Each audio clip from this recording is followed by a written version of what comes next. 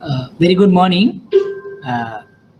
මම හිතන්නේ තාම කට්ටිය කීප දෙනෙක් ජොයින් වෙන්න තියෙනවා.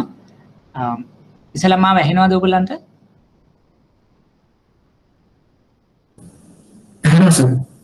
යා ගරුක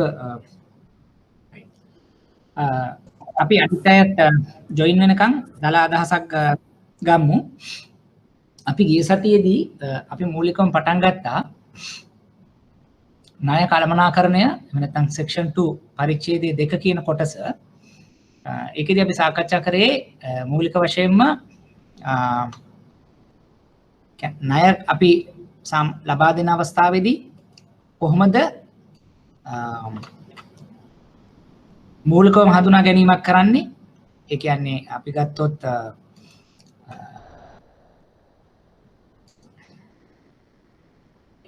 මූලික වශයෙන් අපි සාකච්ඡා කරනකොට ණය ලබා දෙනකොට මොන වගේ දේවල්ද කියන්නේ ණයක් ලබා දීමේදී මූලධර්ම මොනවද කියන දේ සාකච්ඡා කරන්න පටන් ගත්තා.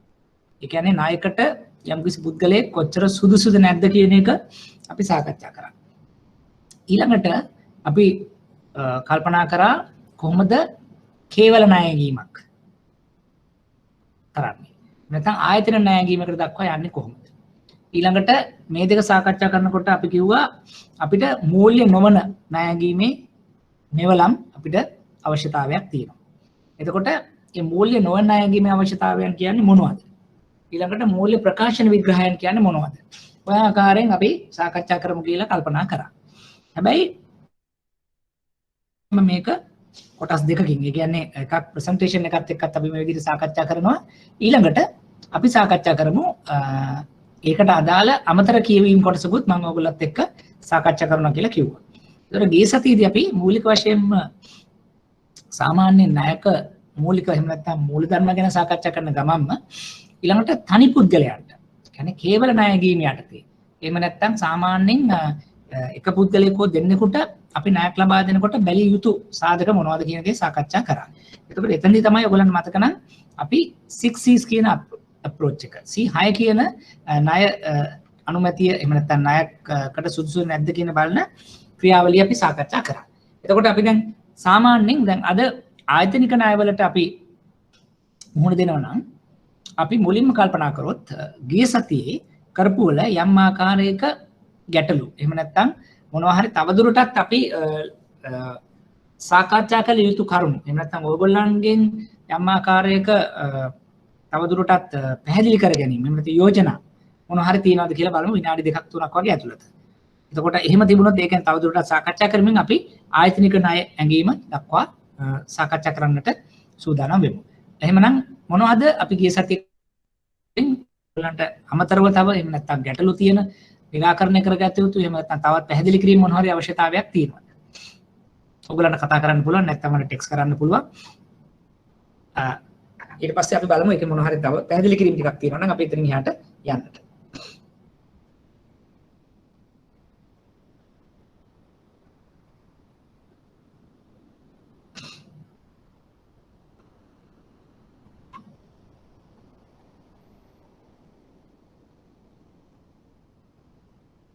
මොන හරි ගැටලු තියෙනවද? පැහැදිලි කර ගැනීම.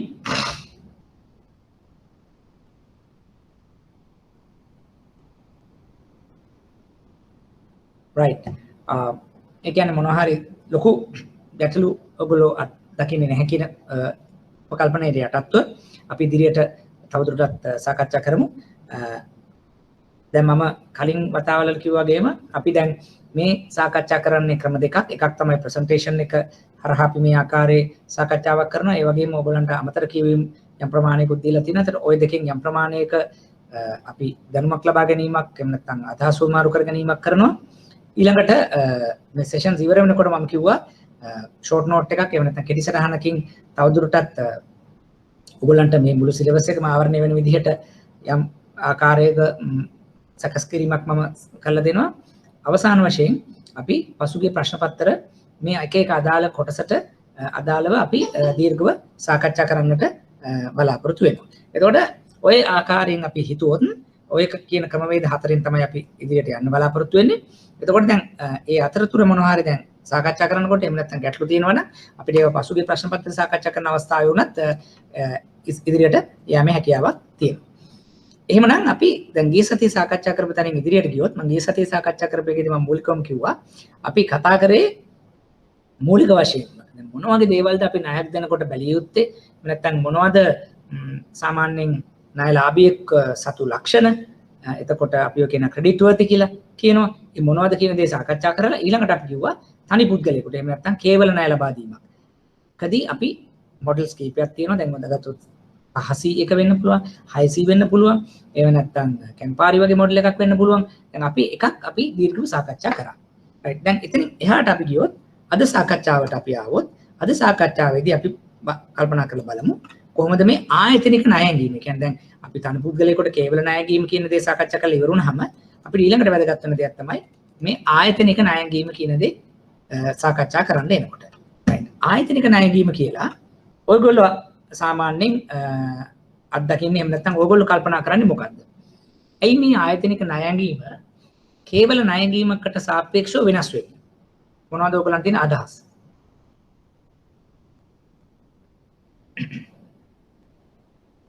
ඇයි අපි ආයතනික ණය ඇඟීම කියන එක කේවල ණය ඇඟීමකදී මූලික වශයෙන්ම වෙනස් වෙන්නේ මොන මගේ කොටස් යටතේද? අපි මෙහෙම කිව්වොත් දැන් තනි පුද්ගලයෙක්ගේ සඳහා ණයක් ලබා දීමේදී අපි බැලිය යුතු සමහර සාධක තියෙනවා. ඒ සාධකවලදී අපි දැන් ගිය සතියේදී අපි සාකච්ඡා කරනකොට ඔයගොල්ලන්ට තේරෙන්නේ නැති සමහර වෙලාවට අපිට තියෙන දත්ත එහෙම නැත්නම් අපි කියනවා තොරතුරු සීමා සහිත වෙන්න පුළුවන්. උදාහරණයකට අපිට සමහර වෙලාවට තනි පුද්ගලයෙක්ගේ ව්‍යාපාරයක් තුළ අපිට කරන්නට සිදුවන මූල්‍ය තත්ත්වය වාර්තාවන් විශ්ලේෂණයන් අපිට ග්‍රහණය කරගන්නට අපිට සමහර වෙලාවට පහසු වෙන්නේ නැහැ. හේතුව ඒ තනි පුද්ගලයෙක් ඊටාම ක්‍රමානුකූල විදිහට එයාගේ ගණදෙනු එහෙම නැත්නම් අපි කියන ගිණුම් පවත්වාගෙන යන්නේ නැති අවස්ථාවක් වෙන්න පුළුවන්. එහෙමනම් අපිට ආයතනයකට આવොත් ඊට වඩා හොඳට ගිණුම් පාවිච්චි කරන අවස්ථාව, ගිණුම් ගත කරන අවස්ථාව. ඒවා වාර්තා කරලා තියෙන්න පුළුවන්. ඒ වගේම ව්‍යාපාරය පිළිබඳ හොඳ දැක්මක් තියෙන්න පුළුවන්. අපි කියන බිස්නස් ප්ලෑන් වගේ දේවල්. ඒවා ගොඩක් වෙලාවට පැහැදිලි වෙන්න පුළුවන්.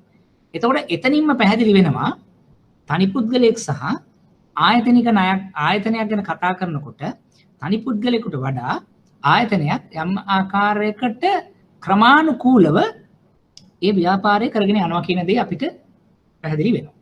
ඒතර එතනදී අපිට සමහර වෙලාවට ණයක් සඳහා සුදුසුකම් බැලීමේදී එක්තරා ආකාරයක පහසුවක් එන්න පටන් ගන්නවා.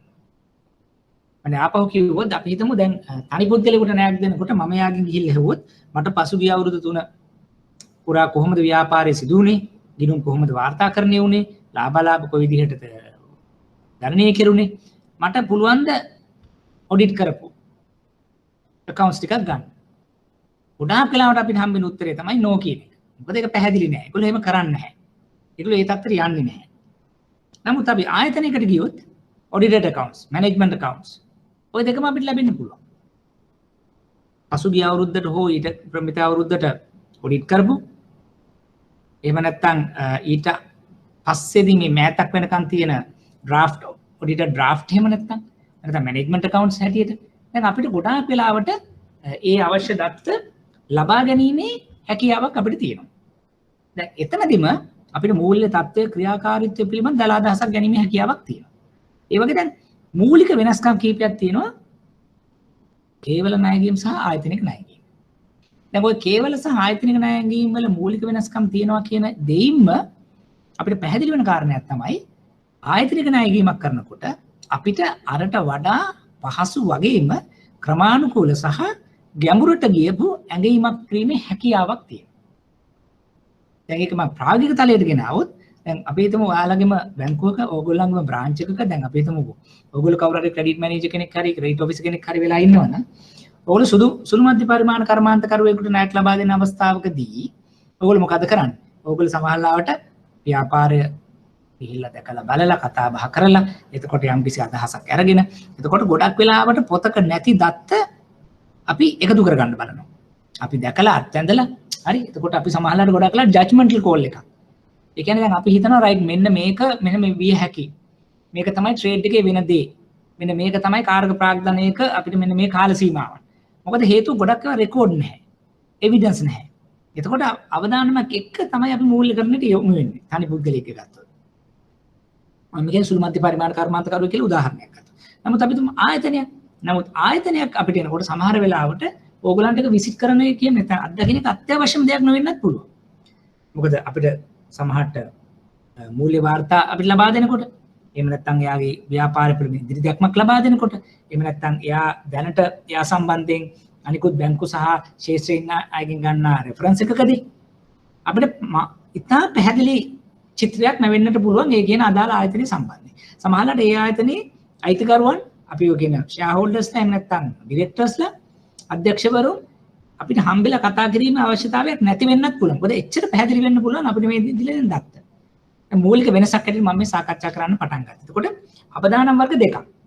තනි පුද්ගලයෙක් කේවල ඇඟීමකදී සිදුවන අවදානමට වඩා අඩු අවදානමක් තමයි ආයතනික පැත්තෙන් අපිට දකින්නට ලැබෙන්නේ. අපි බලමු ඇයි මෙහෙම වෙන්නේ. අර මම කිව්වා වගේ දැන් ඔක තමයි ප්‍රායෝගික අත්දැකීම. දැන් NPL ගත්තත් corporate banking unit එකේ NPL එකට වඩා වැඩි SME වල NPL. නැත්නම් personal loan වල NPL එකට වඩා වැඩි වෙන්න පුළුවන්. ඒතර මොකද්ද වෙන්නේ? මේ non performing assets වැඩි වෙනවා කියලා කියන්නේ ඒ කියන්නේ අපේ ණයට තියෙන සුදුසුකම පිළිබඳ ගැටලුවක්. ණය ගෙවා ගැනීම නොහැකියාව.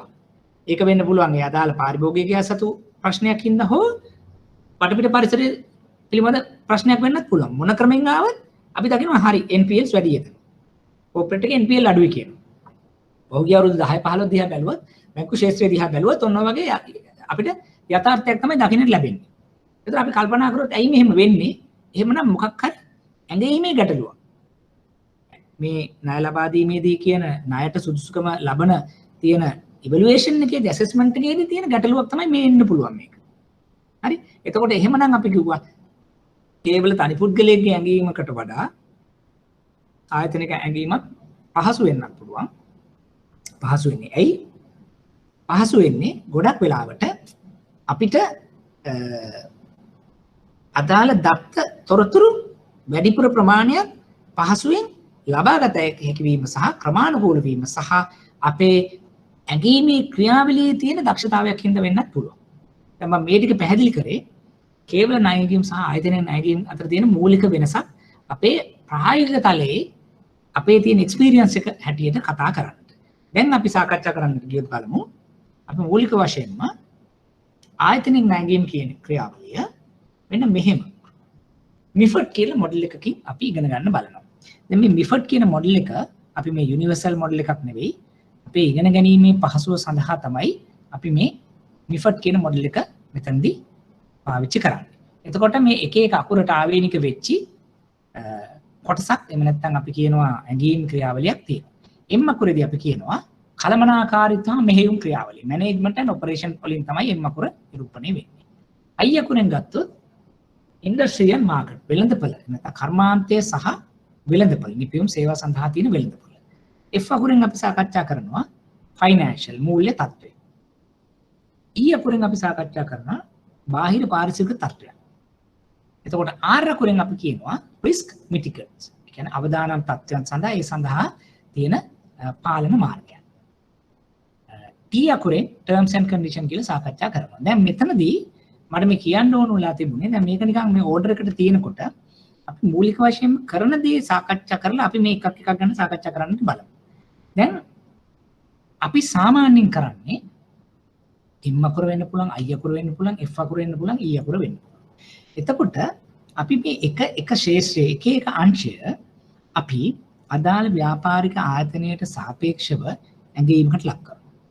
ලක් කරනකොට ඕනම ශේෂ්ත්‍රයක ධනාත්මක දේවල් වෙන්න පුළුවන්, ඍණාත්මක දේවල් වෙන්න පුළුවන්. අපි M අකුරෙන් ගත්තොත් කලමනාකාරීත්වයේ සතු පළපුරුද්ද දැනුම හරි එහෙම නැත්නම් සම්බන්ධතා ධනාත්මකයි. එහෙම වගේම තමයි කලමනාකාරීත්වය සම්බන්ධයෙන් අපි හිතමු අඩු පළපුරුද්දක් අඩු අත්දැකීමක් ඒ වගේම අඩු දැනුමක් තියෙන එක ඍණාත්මක වෙන්න පුළුවන්.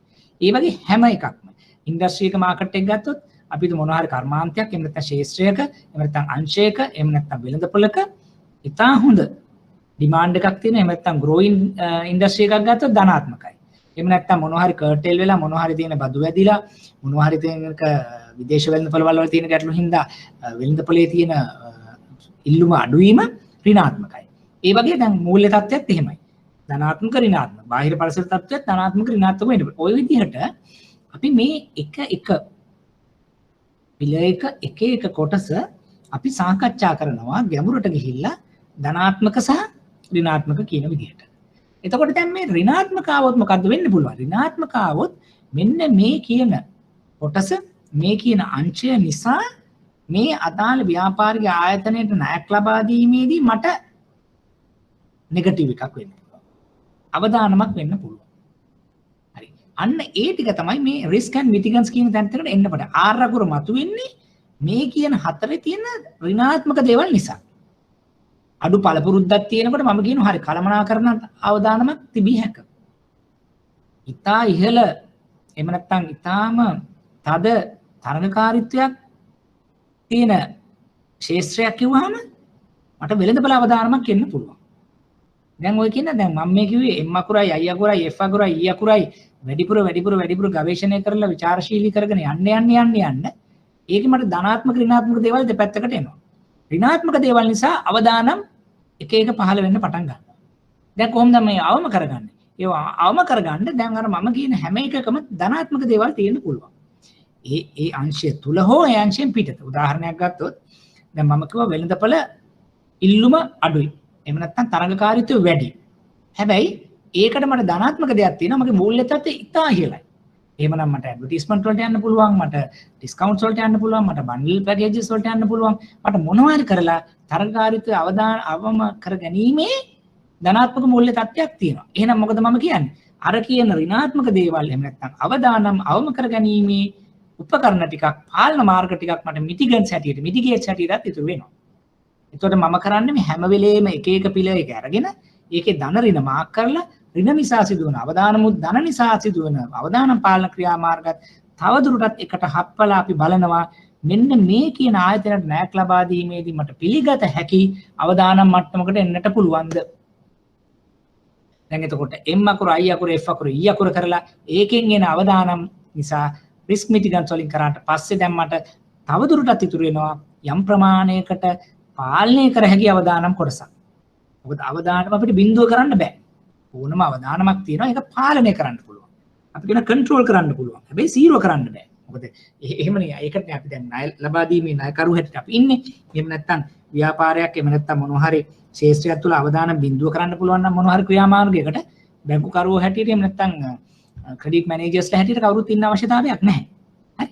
නමුත් දැන් මෙතනදි සිදු වෙන්නේ ඒ අවදානම් අවම කර ගැනීමේ ක්‍රියාමාර්ග නිසා අපිට පුළුවන් අර අපි කියපු හඳුනාගත් අවදානම් අවම කරගත්ත දැන් තත්යකට අපිපත් වෙලා තියෙනවා.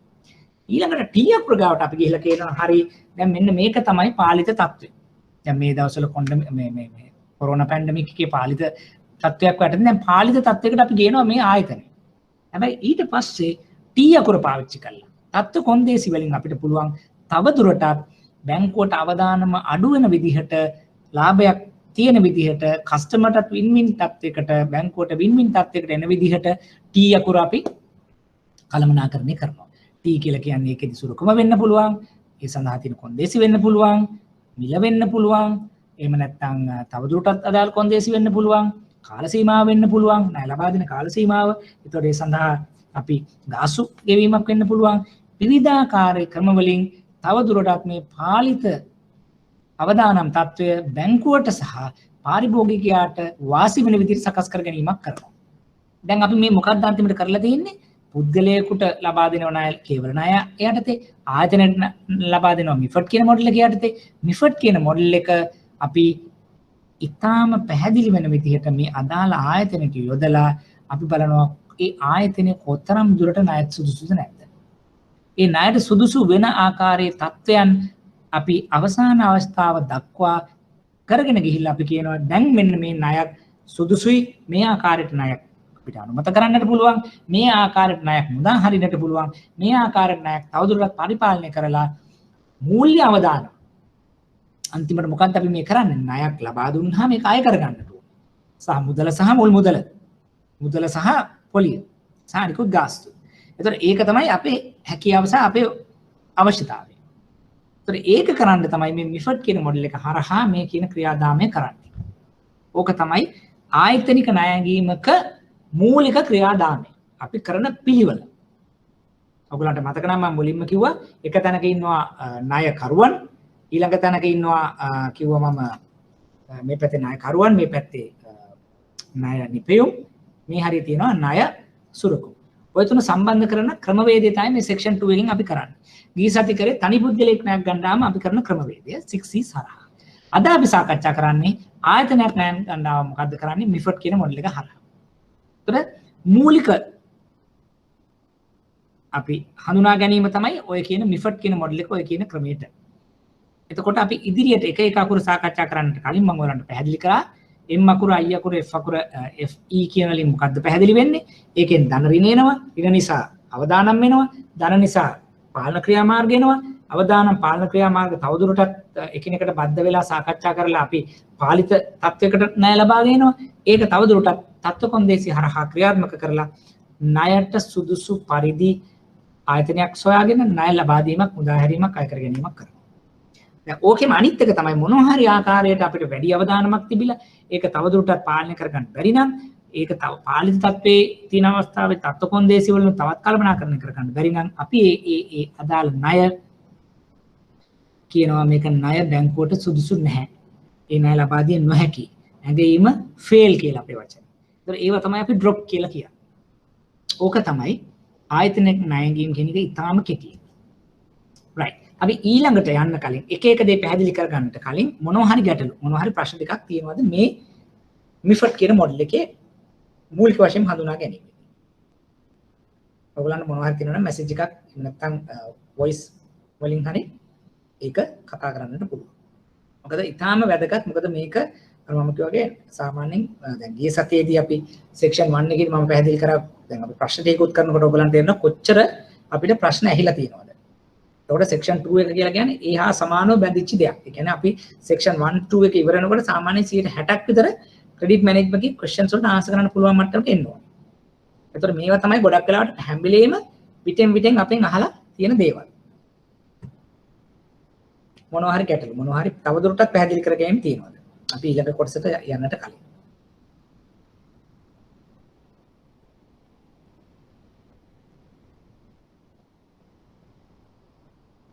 පැහැදිලි? මොනවත් ගැටලු නැහැ? right. මොනවා හරි තියෙනවා නම් ඔයගොල්ලෝ මේ කරගෙන යන ගමන් වුණත් අපි සාකච්ඡා කරමු. හරි එහෙමනම් අපි මූලික වශයෙන් බලමු M අකුර. මොකද්ද මේ මිෆට් කියන මොඩල් එකෙන් කරන්නේ කියන එක. right. දැන් මෙහෙම මේ වගේ දෙයක දිවෙන්නේ මම මූලිකව කියන්නම්කෝ මේකේ කොහොමද ප්‍රායෝගික භාවිතාව කියලා. එකක් තමයි අපි දැන් අර මම කියනවා වගේ දැන් අපි හිතමු මේ මිෆට් කියන මොඩල් එක ප්‍රායෝගික භාවිතාවේදී ඔයගොල්ලෝ දකින්නේ අපි පාරිභෝගිකයෙක් ණයක් ලබා ගැනීමේදී බැංකුවක ක්‍රෙඩිට් ඔෆිසර් නැත්නම් ක්‍රෙඩිට් මැනේජර් මොකද කරන්නේ යම් ආකාරයක දත්ත හොයාගෙන ඒ දත්ත අපි ක්‍රෙඩිට් ප්‍රොපෝසල් එකකට දාලා ඒක අනුමත කිරීමකට ලක් කරනවා. ඒ ක්‍රෙඩිට් ප්‍රොපෝසල් එකකට දානකොට මේ කියන කළමනාකාරීත්වය එහෙම නැත්නම් මෙහෙයුම් ක්‍රියාවලිය ගැන දත්ත සොයලා ඒගොල්ලෝ මැනේජ්මන්ට් යටතේ මැනේජ්මන්ට් ඇන්ඩ් ඔපරේෂන්ස් වගේ කියන සෙක්ෂන් එක යටතේ මෙන්න මේ කියන කාරණා ටික සාකච්ඡා කරනවා. මම ඔයගොල්ලන්ට යෝජනා කරනවා හැකියාවක් තියෙනවා නම් බැංකුවේ දැනට ඔයගොල්ලෝ වැඩ කරන බැංකුවල බලන්න කොහොමද ක්‍රෙඩිට් ප්‍රොපෝසල් එකක් ලියවෙන්නේ. මොකක්ද ෆෝමැට් එක? මොන වගේ දේවල්ද මම එදා කිව්වා වගේ මොනවද දේවල්ද පාවිච්චි කරන්නේ මේ ආයතනික ණය ගැනීමේදී. අපි සාකච්ඡා කරනකොට වඩා වෙනත් දෙයක් එතන පාවිච්චි වෙනවා. එහෙමනම් ඒ මොකද්ද? ඒකෙන් මොකද්ද බැංකුවට එහෙම නැත්නම් ඒ අදාළ තීරණ ගන්නා පුද්ගලයන්ට තියෙන වැලියු ඇඩිෂන් එක කියන දේ බලන්න සාකච්ඡා කරන්න. මොකද එතනින් තමයි අපිට මේක ඇඟට එහෙම නැත්නම් ඉන්ටර්නලයිස් වෙන්න පටන් ගන්න. එතකොට දැන් පළවෙනි දේ සාකච්ඡා කරොත් කළමනාකාරීත්වය මෙහෙයුම් ක්‍රියාවලිය. මම මේකෙදි කලින් පැහැදිලි කරා. මෙතනදි කරන්නේ ඒ අදාළ ව්‍යාපාරික ආයතනය තුල තියෙන කළමනාකාරීත්වය කොහොමද වෙන්නේ? ඒක කොහොමද එදිනදා එහෙම නැත්නම් ඒ කළමනාකාරීත්වය සහ එදිනදා ව්‍යාපාරික මෙහෙයුම් කටයුතු සිද්ධ වෙන්නේ කියන දේ තමයි මෙතනදි සාකච්ඡා කරන්නේ. අර මම කිව්වාගේ මේක කරනකොට අපි යම් ආකාරයක චෙක් ලිස්ට් එකක්. දැන් මම මෙතනදි මේ සාකච්ඡා කරනවා කාරණා 6ක් විතර. මේ වගේ චෙක් ලිස්ට් එකක් හැම අවස්ථාවකම අපේ ඔළුවක තියෙනවා. ඒක ડોකියුමන්ට් වෙලා තියෙන්න පුළුවන් නැත්නම් භාවිතාවෙන් පළපුරුද්දෙන් ඔය අදාළ ක්‍රෙඩිට් ඔෆිසර් මෙන්න මේ වගේ දේවල් ටිකක් ඒ අදාළ ආයතනයේ ඒජන්ට් ඒ කියන්නේ අපි නියෝජිතයන් සමග සාකච්ඡා කිරීමේදී මෙන්න මේ කියන කාරණා අපි සාකච්ඡා කරනවා. දැන් ආපහු මම කිව්වොත් දැන් ප්‍රායෝගික භාවිතය ඒක අපි හිතමු තවදුරටත් මේකේ විභාගයේදී අපිට වැදගත් වෙන දේ තමයි සමහර වෙලාවට අපිට ක්වෙස්චන් එකක් අහන්න පුළුවන්. ආයතනික ණයගැනීමක් තුළ කළමනාකාරීත්වය එහෙම නැත්නම් මෙහෙයුම් ක්‍රියාවලිය ඇඟීමක් යනුවෙන් ඔබ අදහස් කරන්නේ කුමක්ද? කෙටියෙන් විස්තර කරන්න. අන්න එහෙම ප්‍රශ්නකට උත්තරය තමයි මේ තියෙන්නේ. මේ වගේ චෙක් ලිස්ට් එකක් මේ එකක් අපිට ලියලා මේකට අවශ්‍ය නම් විස්තර කරන්න කිව්වොත් එක ලයින් එකකින් අපිට පොඩි විස්තරයක් දෙන්න පුළුවන් හැකියාවක් අප සතු විය යුතුයි. අපි මේ එක එක පොඩ්ඩක් සාකච්ඡා කරලා බලමු. ඒතර ඔයගොල්ලන්ට තවදුරටත් මේක පැහැදිලි කර ගැනීම සඳහා. පළවෙනි එක තමයි ආයතනයේ අධ්‍යක්ෂක මණ්ඩලයේ කළමනාකාර නිලධාරීන්ගේ පළපුරුදු දක්ෂතාවය ව්‍යාපාරයේ විශේෂ සම්බන්ධ දැනුම. right. මේක ඉතාම වැදගත්. දැන් මම ගිය සතියේදී ඔයගොල්ලොත් එක්ක සාකච්ඡා කරනකොට කිව්වා අපි හිතමු යම් කිසි පුද්ගලයෙක් තනි පුද්ගලයෙක් වෙනවා. ඒ තනි පුද්ගලයා ඒ ව්‍යාපාරය තුළට කොච්චර බද්ධ වෙලා තියෙනවද, ව්‍යාපාරය සතු පළපුරුද්ද දැනුම පරිචය කොච්චර වැදගත් වෙනවද හා සමානව වැදගත්කමක් තියෙනවා. මොකද අපි කිව්වොත් මේක ආයතනයක් ව්‍යාපාරයක් එයා තනි පුද්ගලයෙක්ට වඩා නීතිය පැත්තෙන් ගත්තොත් ඉහළ තැනක ඉන්නවා. වෙනම ලීගල් පර්සනැලිටි එකක් කියලා අපි කියනවා. හැබැයි මේක පිටිපස්සේ ඉන්නේ කවුද? ඩිරෙක්ටර්ස්ලා, ෂෙයා හෝල්ඩර්ස්ලා, සීනියර් මැනේජ්මන්ට් එක. එතන දැන් කවුද මේ ව්‍යාපාරය පවත්වාගෙන යන්නේ? මේකෙන් ඩිරෙක්ටර්ස්ලා එහෙම සීනියර් මැනේජර්ස්ලා.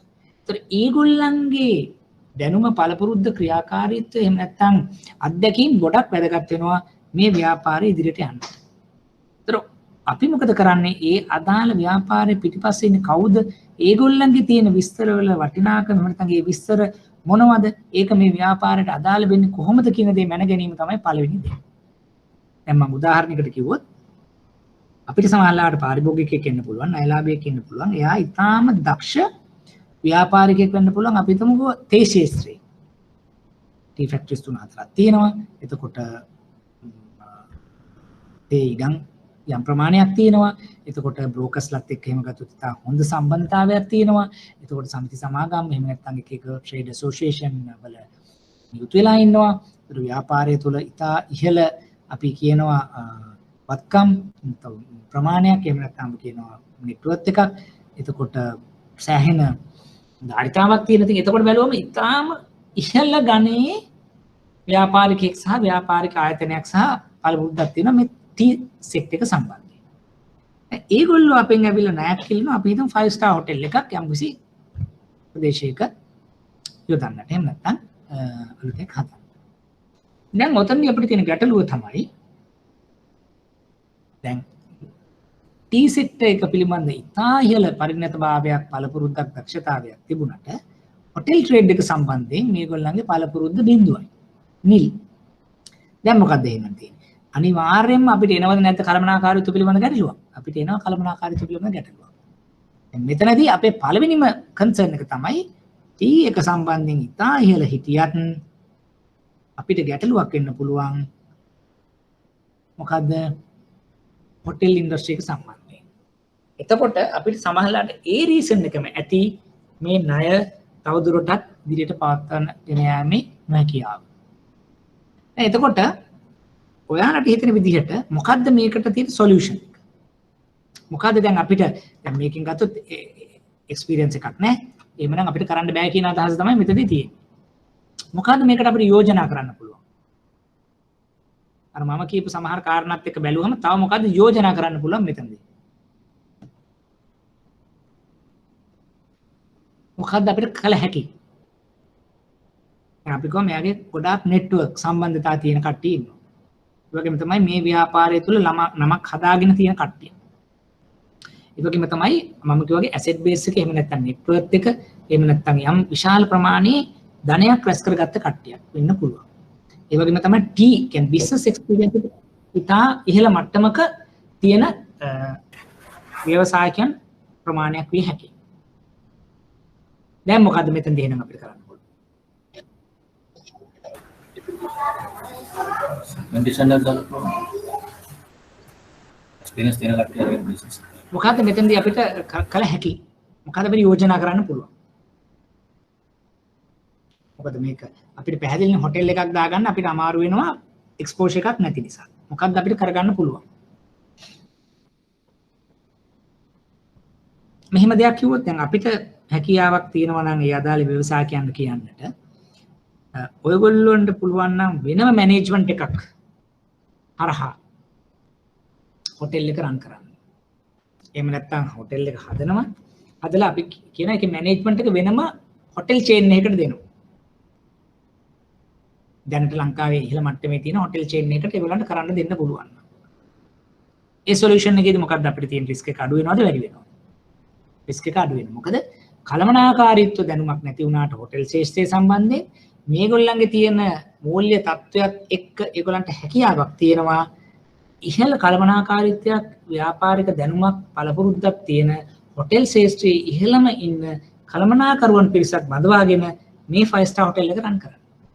ඒතර ඒක තමයි පළවෙනිම අපේ කොන්දේසිය මේ ප්‍රොජෙක්ට් එක ඉස්සරහට යන්නට. අවදානමක් තියෙනවා, අවදානම අවම කරනවා අර ක්‍රියාමාර්ගයට. ඒකට හැබැයි මතක තියාගන්න තත්ත්ව කොන්දේසි සියලුම දේවල් පස්සේදී අපි සාකච්ඡා කරනවා. ජෙනරල් මැනේජර් කෙනෙක් ගන්නකොට බැංකුවේ කන්සෙන්ට් එක ඕනේ. අවුරුදු 3කවත් කොන්ට්‍රැක්ට් එකක් තියෙන්න ඕනේ. බැංකුවට මාස 6න් 6ට කළමනාකාරීත්වය පිළිබඳ අපිට ප්‍රෝග්‍රස් රිපෝට් එකක් අවශ්‍ය වෙනවා. සමහරවිට බැංකුවගේ ඉන්ඩිපෙන්ඩන්ට් ඩිරෙක්ටර් කෙනෙක් හැටියට බැංකුවගේ නියෝජිතයෙක් ඒගොල්ලත් එක්ක බෝඩ් එකේ ඉඳ ගන්නවා වෙන්න පුළුවන්.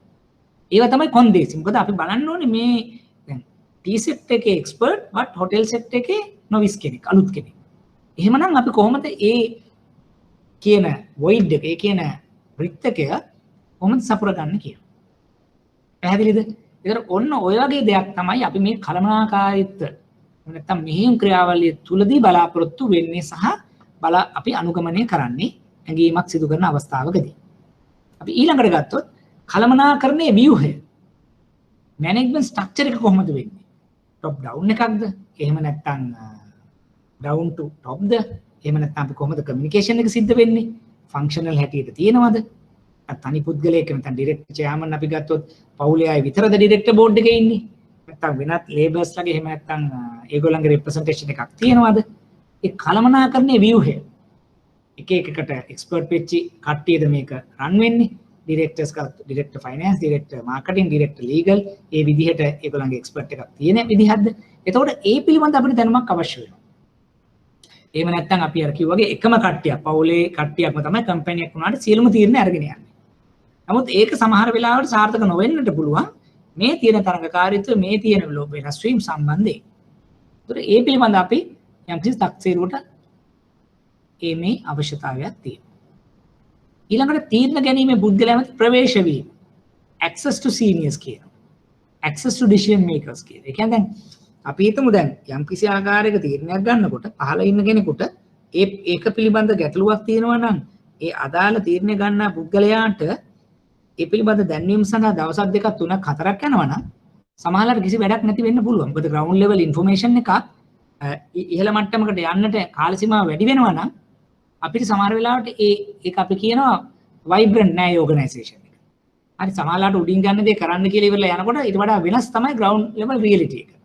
ඒතර ඒ කොහොමද අප් ඩවුන් කමියුනිකේෂන් තියෙන්නේ? කවුද තීරණ ගන්නෙ? නැත්තම් මෙයා ගත්තට පස්සේ ඒක කොහොමද සෙන්ට්‍රලයිස්ඩ් නැත්තම් ඩිසෙන්ට්‍රලයිස්ඩ්?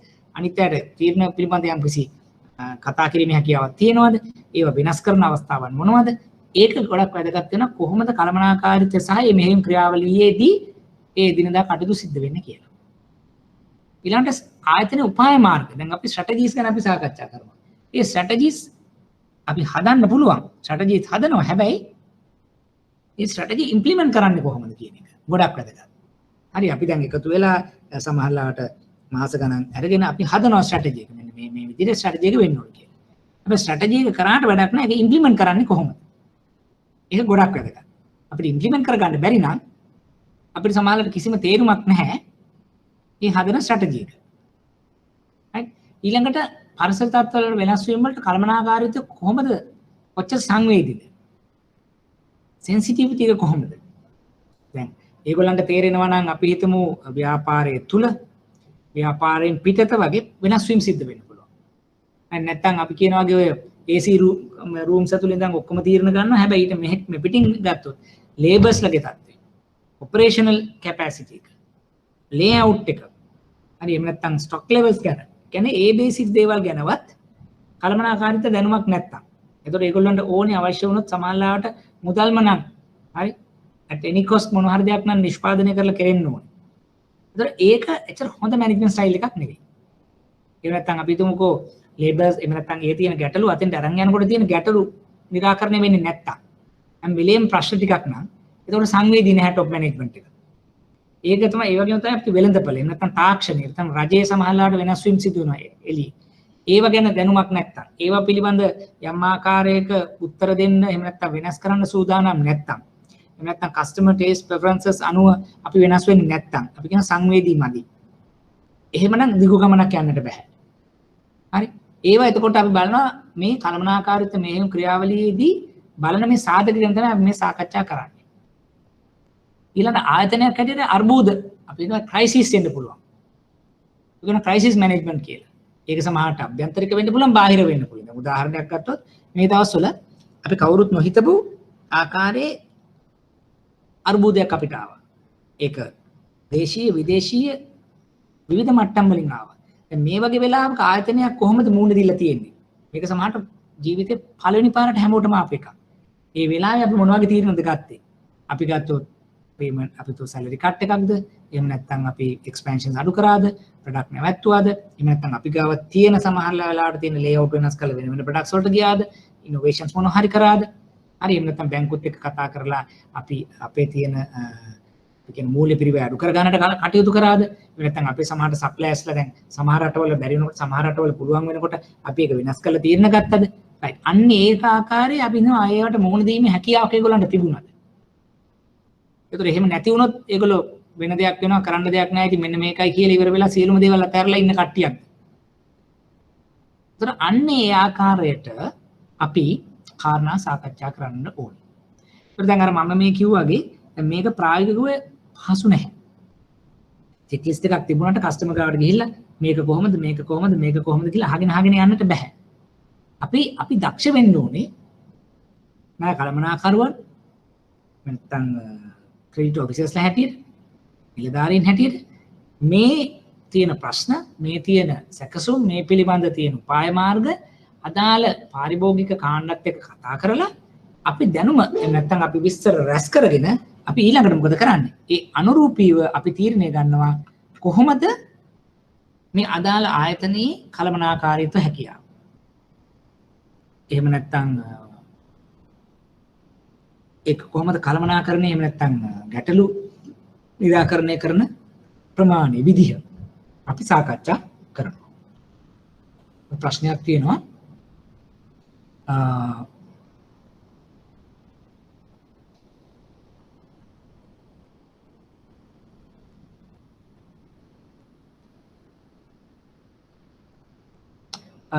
එකක් තාරක ඔයාගේ ඔපිනියන් එකක් තියෙනවා මම මේක කමියුනිකේට් කරන්න බලන්නම් මම දන්න තරමට ගොඩක් වෙලාවට මේ ඔන්ලයින් ෆ්ලැට්ෆෝම් එක ගොඩක් වෙලාවට දිගටම සිද්ධ වෙයි. ඒ කියන්නේ අපි හිතුවොත් ඊට පස්සේ දිගින් දිගටම යම් ප්‍රමාණයක් අපි ක්ලාස්රූම් හැටියට අර පරණ කරපු විදිහටත් ඉදිරියට ගොඩක් වෙලාවට අපිට දැන් ඇක්සස් නැති මේ අපි හිතමු දුර බැහැර ඉන්න හුඟක් අයට මේක අපිට හොඳ ප්ලැට්ෆෝම් එකක්. මොකද ඔයගලන්ට ක්ලාස් එකට එන්න තියෙන හැකියාවන් අවම වෙනකොට මේක ප්ලැට්ෆෝම් එක ඉතා හොඳට මම දන්නවා මේක අපිට කරගෙන යන්න පුළුවන්.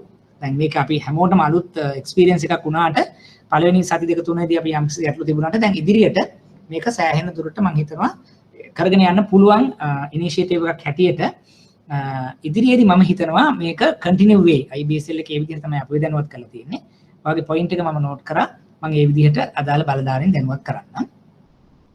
ලක්ෂිත ප්‍රශ්නයක් අහනවා key areas we have to consider when we are going to finance in property development land buying and selling business. එතකොට ඒකෙදි ලක්ෂිත මම මේක පොඩ්ඩක් ඉවර කරලා ඔයාගේ ප්‍රශ්නට එන්නම්.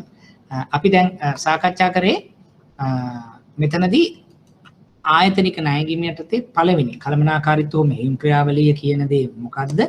ඒක අපි කොයි ආකාරයටද සාකච්ඡා කළ යුත්තේ කියන එක. එතකොට දැන් මෙතනදී අර මම කිව්වාගේ දැන් මෙතන චෙක්ලිස්ට් එකක් මෙතන දැන් සමහරට මම කාරණා 6ක් සාකච්ඡා කරේ.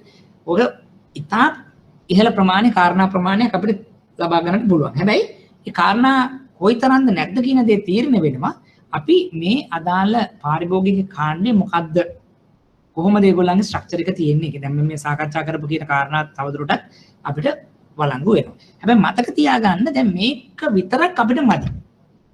හරි දැන් මොකද මේ එම් අකුරු විතරයි. එම් අකුරු ගොඩාක් නෙගටිව් වෙලා තව ඒවා ටිකක් ගොඩාක් පොසිටිව් වුණොත් අපිට සමහරවිට මේ ණය යෝජනා වලින් ක්‍රියාත්මක කරන්නත් පුළුවන් වෙන්න පුළුවන්.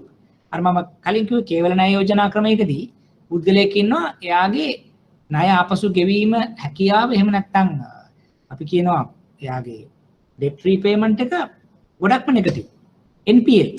හැබැයි අපිට එයාට පහසුකමක් දෙනවා කෑෂ්බැක් සුරුකමක් කරගෙන ආවොත්. මතකනේ 6Cs වලදී එකක් ධන වෙලා අනිත් ඒවා ඔක්කොම රින වුණත් කෑෂ්බැක් එකක් අපිට දීලා ඒ දේ කරන්න පුළුවන්. මේකෙදිත් එහෙමයි. සමහර ඒවා ගොඩක් ධනාත්මක වෙලා සමහර ඒවා ගොඩක් ඍණාත්මක වෙලා නමුත් as a combination මේකෙදී අපිට ලොකු දෙයක් කරගන්නට පුළුවන් නම් අපිට ඒත් අපි ඉදිරියට යාමක් සිද්ධ කරනවා. එතකොට දැන් ලක්ෂිකාම ප්‍රශ්නයක් තියෙනවා අපි සාමාන්‍ය property buying and selling වලදී අපි බැලිය යුතු සාධක දැන් අපි එක පිළිවෙලක හරහා අපිට යන්න වෙනවා. දල වශයෙන් අපි ගත්තොත් මේ කළමනාකාරීත්වයට අදාළව ගත්තොත් අපි දැන් මූලිකවම ගත්තොත් දැන් අපි property අරගෙන කරන ක්‍රම කීපයක් තියෙන. එකක් තමයි අපිට පුළුවන් විශාල පරිමාණයේ ඉඩමක් අරගෙන කොටස් වලට කඩලා ඩෙවලොප් කරලා කොටස් වලට විකුණන ආකාරය එකක්. එහෙම නැත්නම් අපිට කරන්න පුළුවන් විශාල ප්‍රමාණයක කරන් කොටස් වලට කඩලා ඒකේ තවදුරටත් අපි කියනවා සංවර්ධනය කරලා නිවාස හදලා ඒ නිවාස ඒකක හැටියට ලබා දීමක් කරන්න පුළුවන්.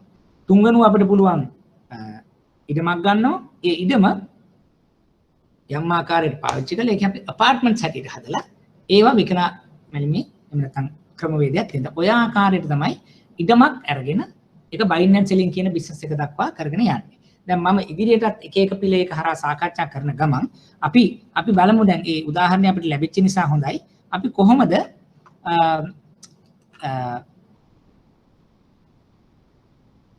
කළමනාකාරීත්වය නැත්නම් මෙහෙයුම් ක්‍රියාවලිය වැදගත් වෙන්නේ. එහෙම නැත්නම් ඒකට තියෙන උදාහරණයක් ගැන සාකච්ඡා කරොත් මොන වගේ දෙයක්ද ඔයගොල්ලන්ට හිතෙන්නේ?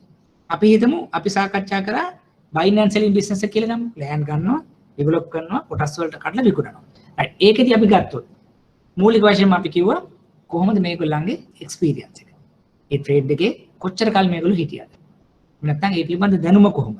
ඒතර මේ තාක් කල් ඒගොල්ලෝ ඒක කොටස් වලට විකුණලා ගන්නකොට පෙන්නලා තියෙන හැකියාව කොහොමද?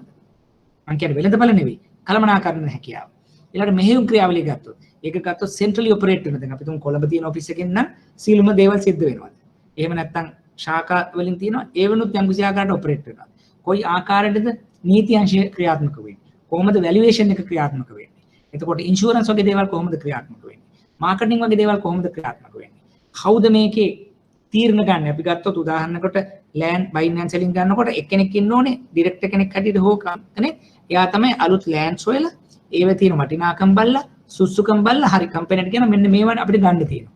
එතන මූල්‍ය ශාස්ත්‍රයේ කවුරු හරි ඉන්නවා අඩුම පිරිවැයක් දරලා අපි බැංකුවක් එක්ක සාකච්ඡා කරලා බයින් ඇන්ඩ් සෙලින් වලට සුදුසුම ණය යෝජනා ක්‍රමයක් බැංකුවෙන් අරගෙන ඒ ක්‍රියාත්මක කරන එක ෆයිනෑන්ස් එකේ කෙනාගේ ෆන්ක්ෂන් එක වෙන්න පුළුවන්. ඒතකොට සමහරවිට මේ උඩමින් ඉන්න කෙනෙක් එයාගේ නෙට්වර්ක් එක එයා දන්නවා සාමාන්‍යයෙන් අනිත් ව්‍යාපාරික ආයතනත් එක්ක සාකච්ඡා කරලා කොහොමද මේ වෙලාවේ යන ප්‍රයිස් එක කොහොමද මේ වෙලාවේ මේක බිට් කරන්න ඕනද? ඒ ආකාරයේ දැනුමක්. ඊළඟට අපි සාකච්ඡා කරොත් ස්ට්‍රක්චර් එක කොහොමද හැදිලා තියෙන්නේ? එහෙම නැත්නම් පහළ ඉන්න අයගේ දත්ත කොහොමද ඉහළට එන්නේ? ඒතර අන්න ඒ වගේ දේවල් ටිකක් අපිට මේ දැන් මම උදාහරණයක් ගත්තොත් ලෑන්ඩ් බයින් ඇන්ඩ් සෙලින් එකකදී ගත්තොත් කළමනාකරන දැනුම කියන දේ සාකච්ඡා කරොත් ඒ වගේ දැනුමක් පරිචයක් තියෙන පුද්ගලයෙක් කොටසක් වෙන්න ඕනේ ඔයාට ඒ ණය නිකුත් කරන්න. එහෙම නැත්නම් සමහරවිට අපි හිතමු දැන් එයාට මුදල් ටිකක් තියෙනවා. එයා කියනවා මට වෙන ව්‍යාපාරයක් හෝ මෙහෙම කරගෙන යනවා. ඒකට මට යම්කිසි මුදල් ප්‍රමාණයක් තියෙනවා. එතන මට ආසයි අලුතෙන් මේ වගේ බිස්නස් එකක් පටන් ගන්න. බයින් ඇන්ඩ් සෙලින් බිස්නස් එකක්. ඒතර ඒකට මට අවුරුද්දක කෙටි කාලින චක්‍රීය ණයක් දෙන්න පුළුවන්ද කියලා අපෙන් අහන්න. දැන් ඔයාලගේ ආන්සර් එක මොකද්ද සමහරලාට? අපි දැන් මේ කළමනාකාරීත්වයේ පැත්තෙන් විතරක් ගත්තොත් ඔයගොල්ලෝ ආන්සර් කොහොමද වෙන්නේ? එකපාරට ඔයාට ඒකට යස් කියන්න බෑ. අපි වෙළඳපළ දේවල් බලන්න ඕනේ වෙනම. නමුත් අපි කළමනාකාරීත්වය ගත්තොත් ඇත්තටම එයාට දීපල වෙළඳාම් සම්බන්ධයෙන් අත්දැකීමක් නැහැ. එහෙමනම් අපි කියනවා නෑ ඔයාට මෙහෙම අත්දැකීමක් නැහැ. ඒක ලොකු ප්‍රශ්නයක් මේ වෙලාවේ. දැන් අත්දැකීමක් තිබිය යුතුයි. මොකද දැන් අපි හිතුවට ඒක දැන් එක කාලයක් තිබ්බා මේක හරි ලුක්‍රටිව් බිස්නස් එකක්. වැලු බැලමට ඉඩම් විකිනවනේ. ඉඩම් විකිනනවා. දැන් අපිටත් කියලා තියෙනවා හුඟක් අය කියන ඉඩමකට ඉන්වෙස්ට් කරාට ප්‍රශ්නයක් නැහැ. මේක වැඩි වෙනවා කියලා කියන්න පුළුවන්. නමුත් ඒක රියැලිටි එකක නොවෙන්න පුළුවන්. හැම ඉඩමක්ම ඒ ආකාරයෙන් වැඩි වෙන්නේ නැහැ. ඔය දැනගන්න ඕනේ ඉඩමක වටිනාකම වැඩි වෙන ප්‍රදේශ තියෙනවා. රයිට් සමහරලාට ඒක අක්කර 3-4ක් අරගෙන ඉඩමක් අරගෙන ඒ ප්‍රමාණයෙන්ම ඒක කෘෂිකාර්මික දෙයකට විකුණුවොත් ලොකු වැඩිවීමක් වෙන්නේ නැහැ. ඒක කොටස් කරලා විකුණනකොටත් බලනවා පාරවල්, විදුලිය, ජල නල, එතකොට ඒ තියෙන ප්‍රදේශ ඒ අනුව තමයි වැඩි වෙන්න පටන් ගන්නේ. හරිද? එතකොට දැන් ඒ පිළිබඳ දැනුමක් නැත්තම් සමහර වෙලාවට ඔයාලට මේ ව්‍යාපෘති රැඳෙන්නට බෑ. ඊළඟට අපි කිව්වොත් බයින් ඇන්ඩ් සෙලින් දේවල් ගොඩක් කරන්න පුළුවන් කියලා කිව්වට නමුත් වෙළඳපොළ දිහා බැලුවාම ඔයාගේ ස්ට්‍රැටජි එක තමයි රයිට් අපි ගන්නවා බ්ලොක් අවුට් කරනවා විකුණනවා. විකුණනකොට ඔයා කියනවා රයිට් දැන් බැංකුව යන කොහොමද ඔයා මේක විකුණන්නේ? එතකොට කියනවා නෑ විකුණන්න පුළුවන් මොකද කට්ටිය ඉන්නවා මේ බැංකුව තියෙනවා බැංකුව වලින් ලෝන් එකක් කරන් මගේ ණය මේවා කරන්න පුළුවන්. නමුත් ප්‍රායෝගිකව එහෙම නෑ. හැම බැංකුවක්ම ඉඩම් ගන්න ණය දෙන්නේ නැහැ. ඒකේ ඒ අදාළ ණයලාභියා මත තීරණය වෙනවා. හරි එතකොට සමහර අය ණය දෙනවා සමහර ණය දෙන්නේ නැහැ. සමහර අය ඊසි පේමන්ට් වලට ගන්න කැමතියි. දැන් ඊසි පේමන්ට් වලට ගන්නකොට අපි කාව ඒ සම්බන්ධයෙන් වෙච්ච ක්‍රියාත්මක වෙච්ච නෛතික එහෙම නැත්නම් ඒ දැනුමක් අපි ගාව තියෙනවා. ලීගල් ඔෆිසර්ස්ලා අපි ගාව ඉන්නවා. කොහොමද වෙන්නේ මොන කොටස ආවට පස්සෙත් අපි ඒක ට්‍රාන්ස්ෆර් කරන්නේ. අපි කොහොමද ඒක account කරන්නේ? කොහොමද කැෂ් ෆ්ලෝ එක හදාගන්නේ? මොකක්ද ඒ collection mechanism එක? එතකොට ගොඩක් දේවල් දැන් තියෙනවා.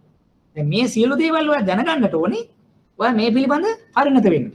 දැන් ක්‍රෙඩිට් ඔෆිසර් කෙනෙක් කරේට මම ගිහිල්ලා ඔය ටික අපි දැන් මේ සාකච්ඡා කරන කළමනාකාරීත්ව කොටස විතරයි මම මේ land and buying and selling and property development වල ඊළඟ එකට යනකොට අපි ඊළඟ දේ සාකච්ඡා කරමු. දැන් ලක්ෂිකාගේ උදාහරණ හොඳ හින්දා අපිට කන්ටිනියු කරන්න පුළුවන් හැම පිළෙහෙකදීම. දැන් එතකොට පැහැදිලි වෙන්නේ දැන් අපි අන්න මේ ප්‍රශ්න අපි දැනුවත් වෙන්න ඕන. දැන් ක්‍රෙඩිට් ඔෆිසර් කෙනෙක් හැටියට දැන් අපි හිතමු ඔයාලා ක්‍රෙඩිට් ඔෆිසර් කෙනෙක්. ඔයා කොහොමද දැන් මේ පිළිබඳ දැනුවත් වෙන්නේ? දැන් මේක ගිහිල්ලා ප්‍රොමෝටර් කෙනෙක් එහෙම නැත්නම් මේක ගිහිල්ලා අපි කොහොමද මේ ප්‍රොප්‍රයිටර් කෙනෙක් එහෙම නැත්නම් කම්පැනි එකෙන් අහන්නේ? මොකද ඔයා හැම එකටම එක්ස්පර්ට් නැහැ. අපි කොහොමද මේ දේ අපි සම්බන්ධ වෙන්නේ මේ සම්බන්ධයෙන්? අපිට කරන්න පුළුවන් කාරණා කීපයක් තියෙනවා. එකක් තමයි මේ දැනට මේ වගේ ව්‍යාපෘති කරපු එහෙම නැත්නම් ඔයාගේ සමකාලීන එහෙම නැත්නම් ඔයාගේ peersලා ඉන්න පුළුවන්. project lending කරපු, property development කරපු, apartment finance කරපු, land buying and selling කරපු කට්ටිය ඉන්න පුළුවන්. ඒගොල්ලන්ත් එක කතා කරනවා right මොන වගේ දේවල්ද අපි බලලා තියෙන්නේ. අර what went wrong වගේ මොනවද අපිට වැරදුනේ? අපි කලින් කරපු ඒවා මොනවද අපේ success stories? එතන මොනවද අපි බලලා එහෙම නැත්නම් කොහොම හරිද දීලා මොන පැත්තෙන්ද අපිට තියෙන ධනාත්මක දේවල්. ඊළඟට සමානලට අපිට පුළුවන් බලන්නට දැන් අපි මෙහෙම කලින් කරලා ක්‍රෙඩිට් පේපර්ස් අප්‍රූව් කරලා ඒ වෙදී අපි දාගත්ත තත්ත්ව කොන්දේසිය නැත්නම් බලපු දේවල්. ඊට පස්සේ ඔයාලට සමානලට අපි වෙබ් එකට ගිහිල්ලා වෙන්න පුළුවන්. එහෙම නැත්නම් බාහිර තියෙන දත්ත කියවලා වෙන්න පුළුවන්.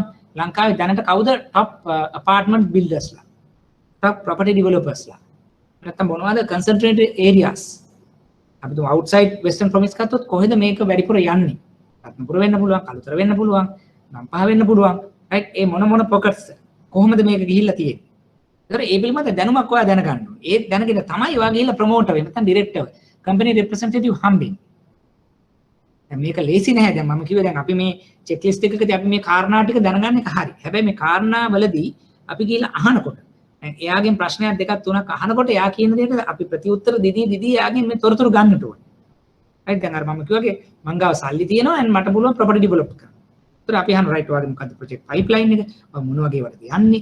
කොහොමද ඔයා ඒ credit terms වලට දෙන්නේ? cash වලට දෙන්නේ? බැංකුවත් එක්ක tie up වලට යනවද? එහෙම නැත්නම් ඒ cash flows අපි ගාවට දෙන්නේ? එහෙම නැත්නම් ඒකට දැනට කොහොමද pre marketing වල කොහොමද ඉඩම් source කරන්නේ? ඒතර ඒ මූලික වශයෙන්ම කළමනාකාරීත්වය සහ එයාගේ ඔපරේෂන් එක මෙහෙම ක්‍රියාවලිය ගැන අපි සාර්ථකව එහෙම නැත්නම් අපි සෑහීමකටපත් වෙනවා.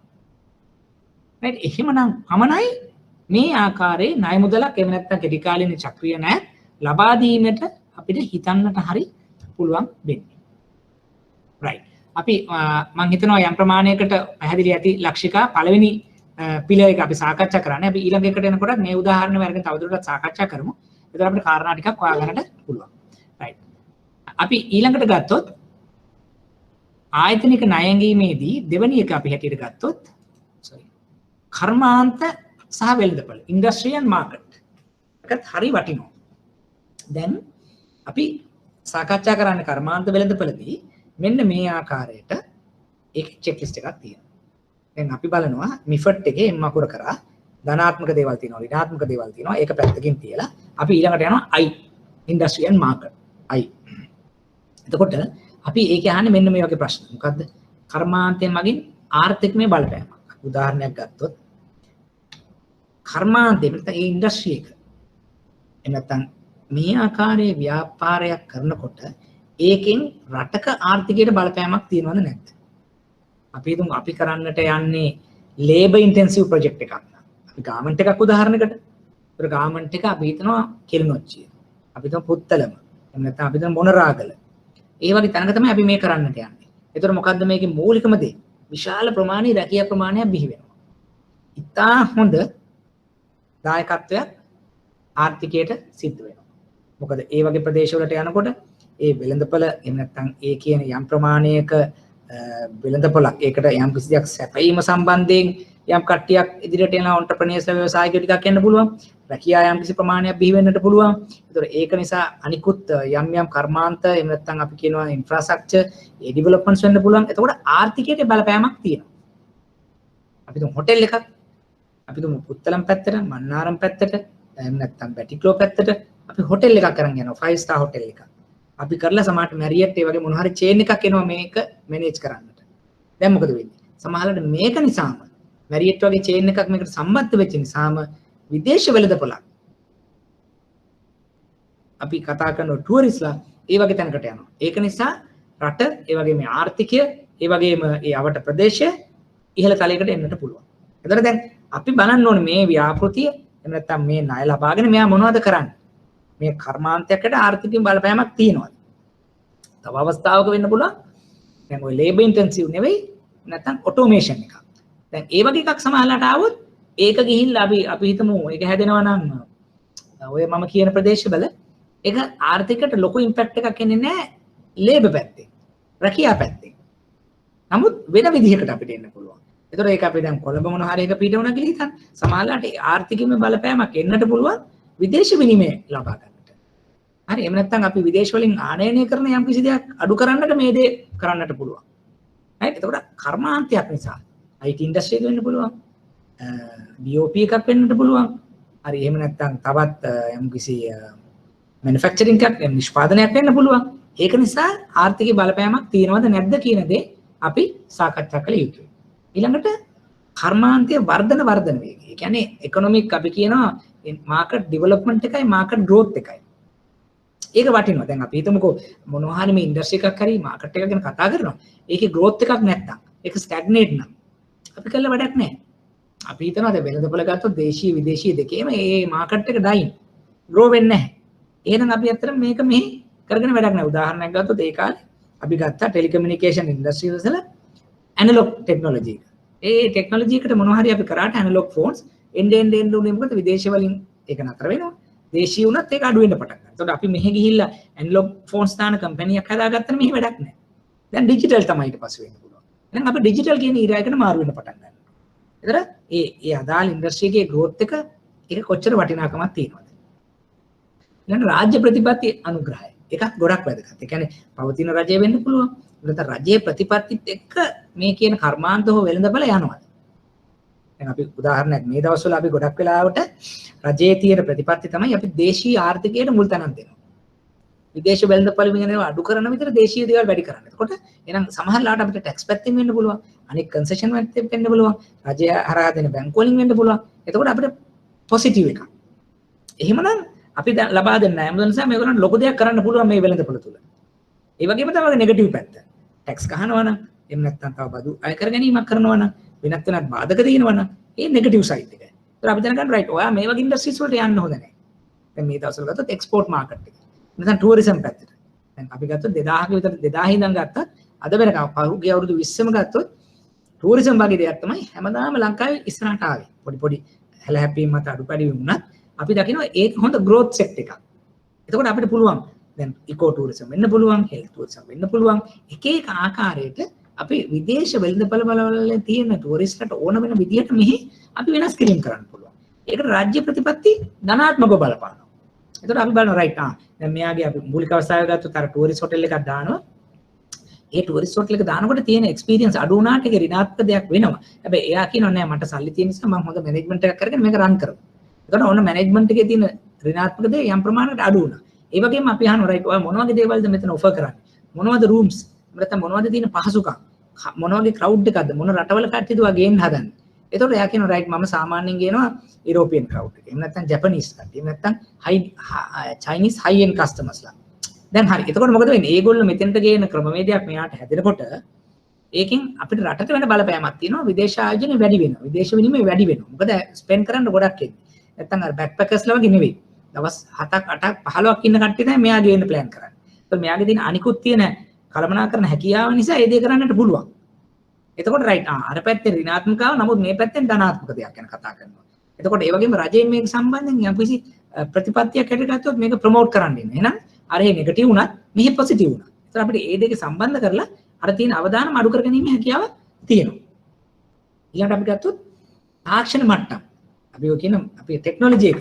ඒක යාවත් කාලීන වෙන. දැන් අපි කිව්වොත් එම අපි අර ඔරිජිනල් කියන්නේ පරණම ටෙක්නොලොජිස් නම් අපි පාවිච්චි කරන්නේ සමහර වෙලාවට ඒ පරණම ටෙක්නොලොජි එක තේරුමක් නැති වෙන්න පුළුවන්. මොකද දැන් හැමෝම අලුතෙන් කරන දේවල් අපි කළ යුතු වෙන වෙලාවක අපි කියනවා නෑ අපි පරණ විදිහටම කරනවා. රයිට්? එහෙම නැත්නම් උදාහරණයක් ගත්තොත් අපි දැන් හොටෙල් එකේම ගත්තොත් සමහර ඒවා තියෙන දැන් ඔන්ලයින් බුකින් එකක්.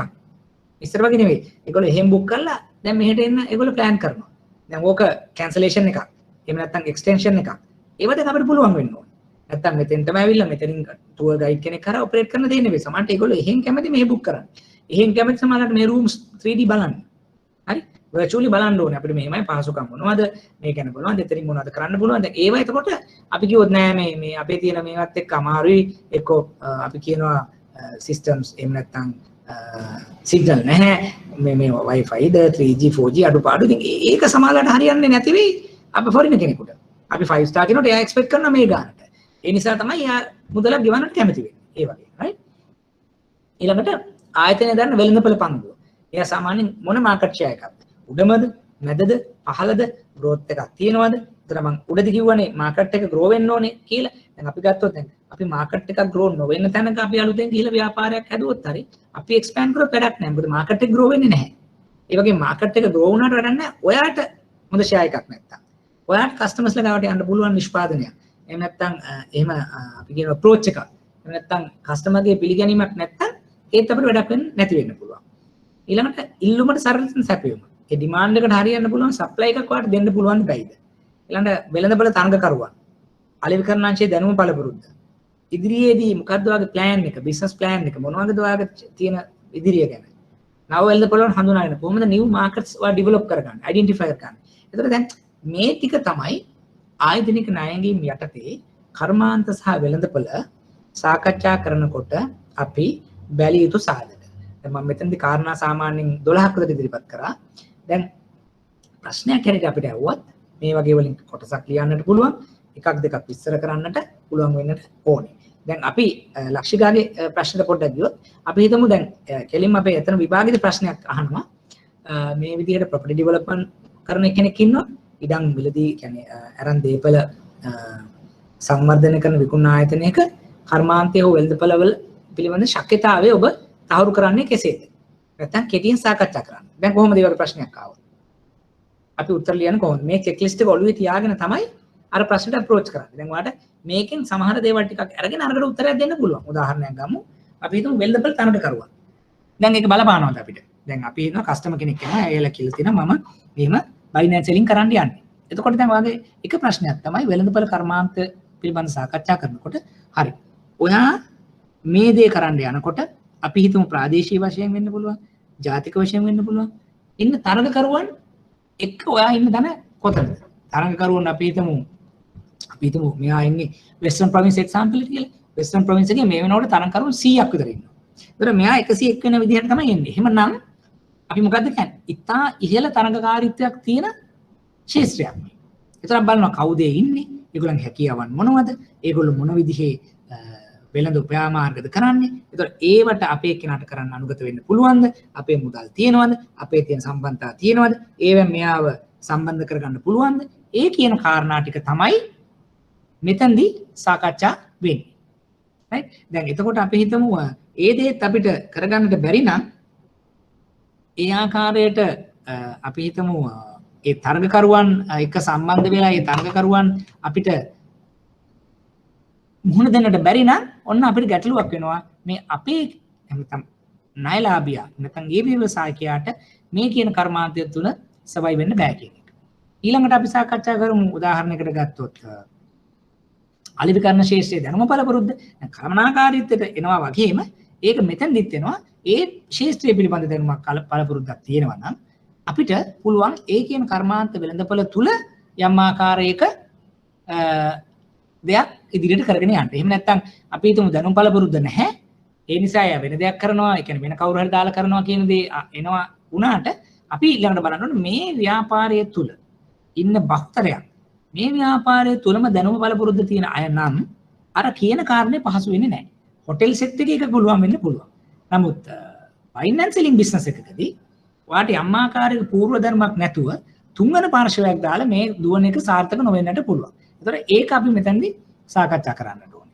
ඊළඟට අපි බලමු රජය සම්බන්ධයෙන් ප්‍රතිපත්ති. දැන් අපි ගත්තොත් රජය මොකද්ද මේ සම්බන්ධයෙන් කියන්නේ? රජය කිව්වොත් අපි ඉඩම් කඩම් අරන් පොල් ඉඩම් ගන්න බෑ, කුඹුරු ඉඩම් ගන්න බෑ, මේ විදිහට අරගෙන මේවා ඩෙවලොප් කරන්න කට්ටි කරන්න දෙන්න බෑ කිව්වොත් ඒක රජයෙන් එන්න ඍණාත්මක දෙයක්.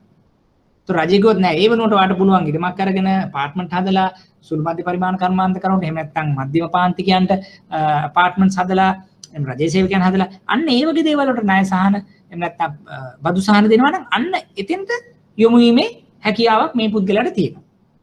පැහැදිලිද? එතකොට අපි බලන්නේ හැම වෙලේම මේ කියන ඉන්ඩස්ට්‍රි එකකට එන පාරිභෝගිකයා ව්‍යවසායකයාට පුළුවන්ද මේ කියන පිළ එකක් මේ කියන අංශයක දක්ෂතාවයක් පෙන්වන්න. දැන් අපි ගත්තොත් නම් වෙළඳපොළ හඳුනා ගැනීම වගේ දෙයක් ගත්තොත් අපිට ඒකත් එක්ක කතා කරනකොට අහන්න පුළුවන් රයිට්. ඔයා මොන වගේ දෙයක්ද කරන්නේ? ෆයිනෑන්සියලින් කරනවා එහෙම නැත්නම් කොහොමද අපි පේමන්ට් මෙකනිසම් එක එතකොට නිකම්ම ඉඩම් කුට්ටි කරලා ඩෙවලොප් කරලා දෙනවද කට්ටි කරලා ඩෙවලොප් කරලා දෙනවද එහෙම නැත්නම් ඒකේ එක විදිහට සම් ප්‍රමාණයක් නිවාස හදලා දෙනවද එහෙම නැත්නම් දැන් අපි දැන් මෑත කාලේන අපි දකිනවා සාමාන්‍යයෙන් අපාර්ට්මන්ට් ගත්තත් බුටික් ටයිප් අපාර්ට්මන්ට් තියෙනවා දැන් ඒකෙදි යම් ප්‍රමාණයක ගෙවල් හැදෙනවා ඊට වඩා විශාල ප්‍රමාණයක එයා හදනවා අපි රික්‍රේෂනල් ඇක්ටිවිටීස් කියලා. ඒ කියන්නේ ගත්තොත් ඇවිදින්න කරන්න, සෙල්ලම් කරන්න, එහෙම නැත්නම් අපි පූල් එකක්, නැත්නම් වෝකින් පාත් එකක් ක්‍රීඩා කරන්න. ඒතකොට දැන් මිනිස්සු බලන රයිට් ඒක තමයි අලුත් වෙළඳපොළ හඳුනා ගැනීම. ඒතකොට ඒ හැකියාව මේ අපි කියන ව්‍යවසායකයාට තියෙනවා. නැත්නම් එයා සාම්ප්‍රදායික දේම නම් කරන්න ඉන්නේ සමාජලාට මේ කියන තරඟකරුවන් එක්ක සාර්ථක නොවෙන්නට පුළුවන්.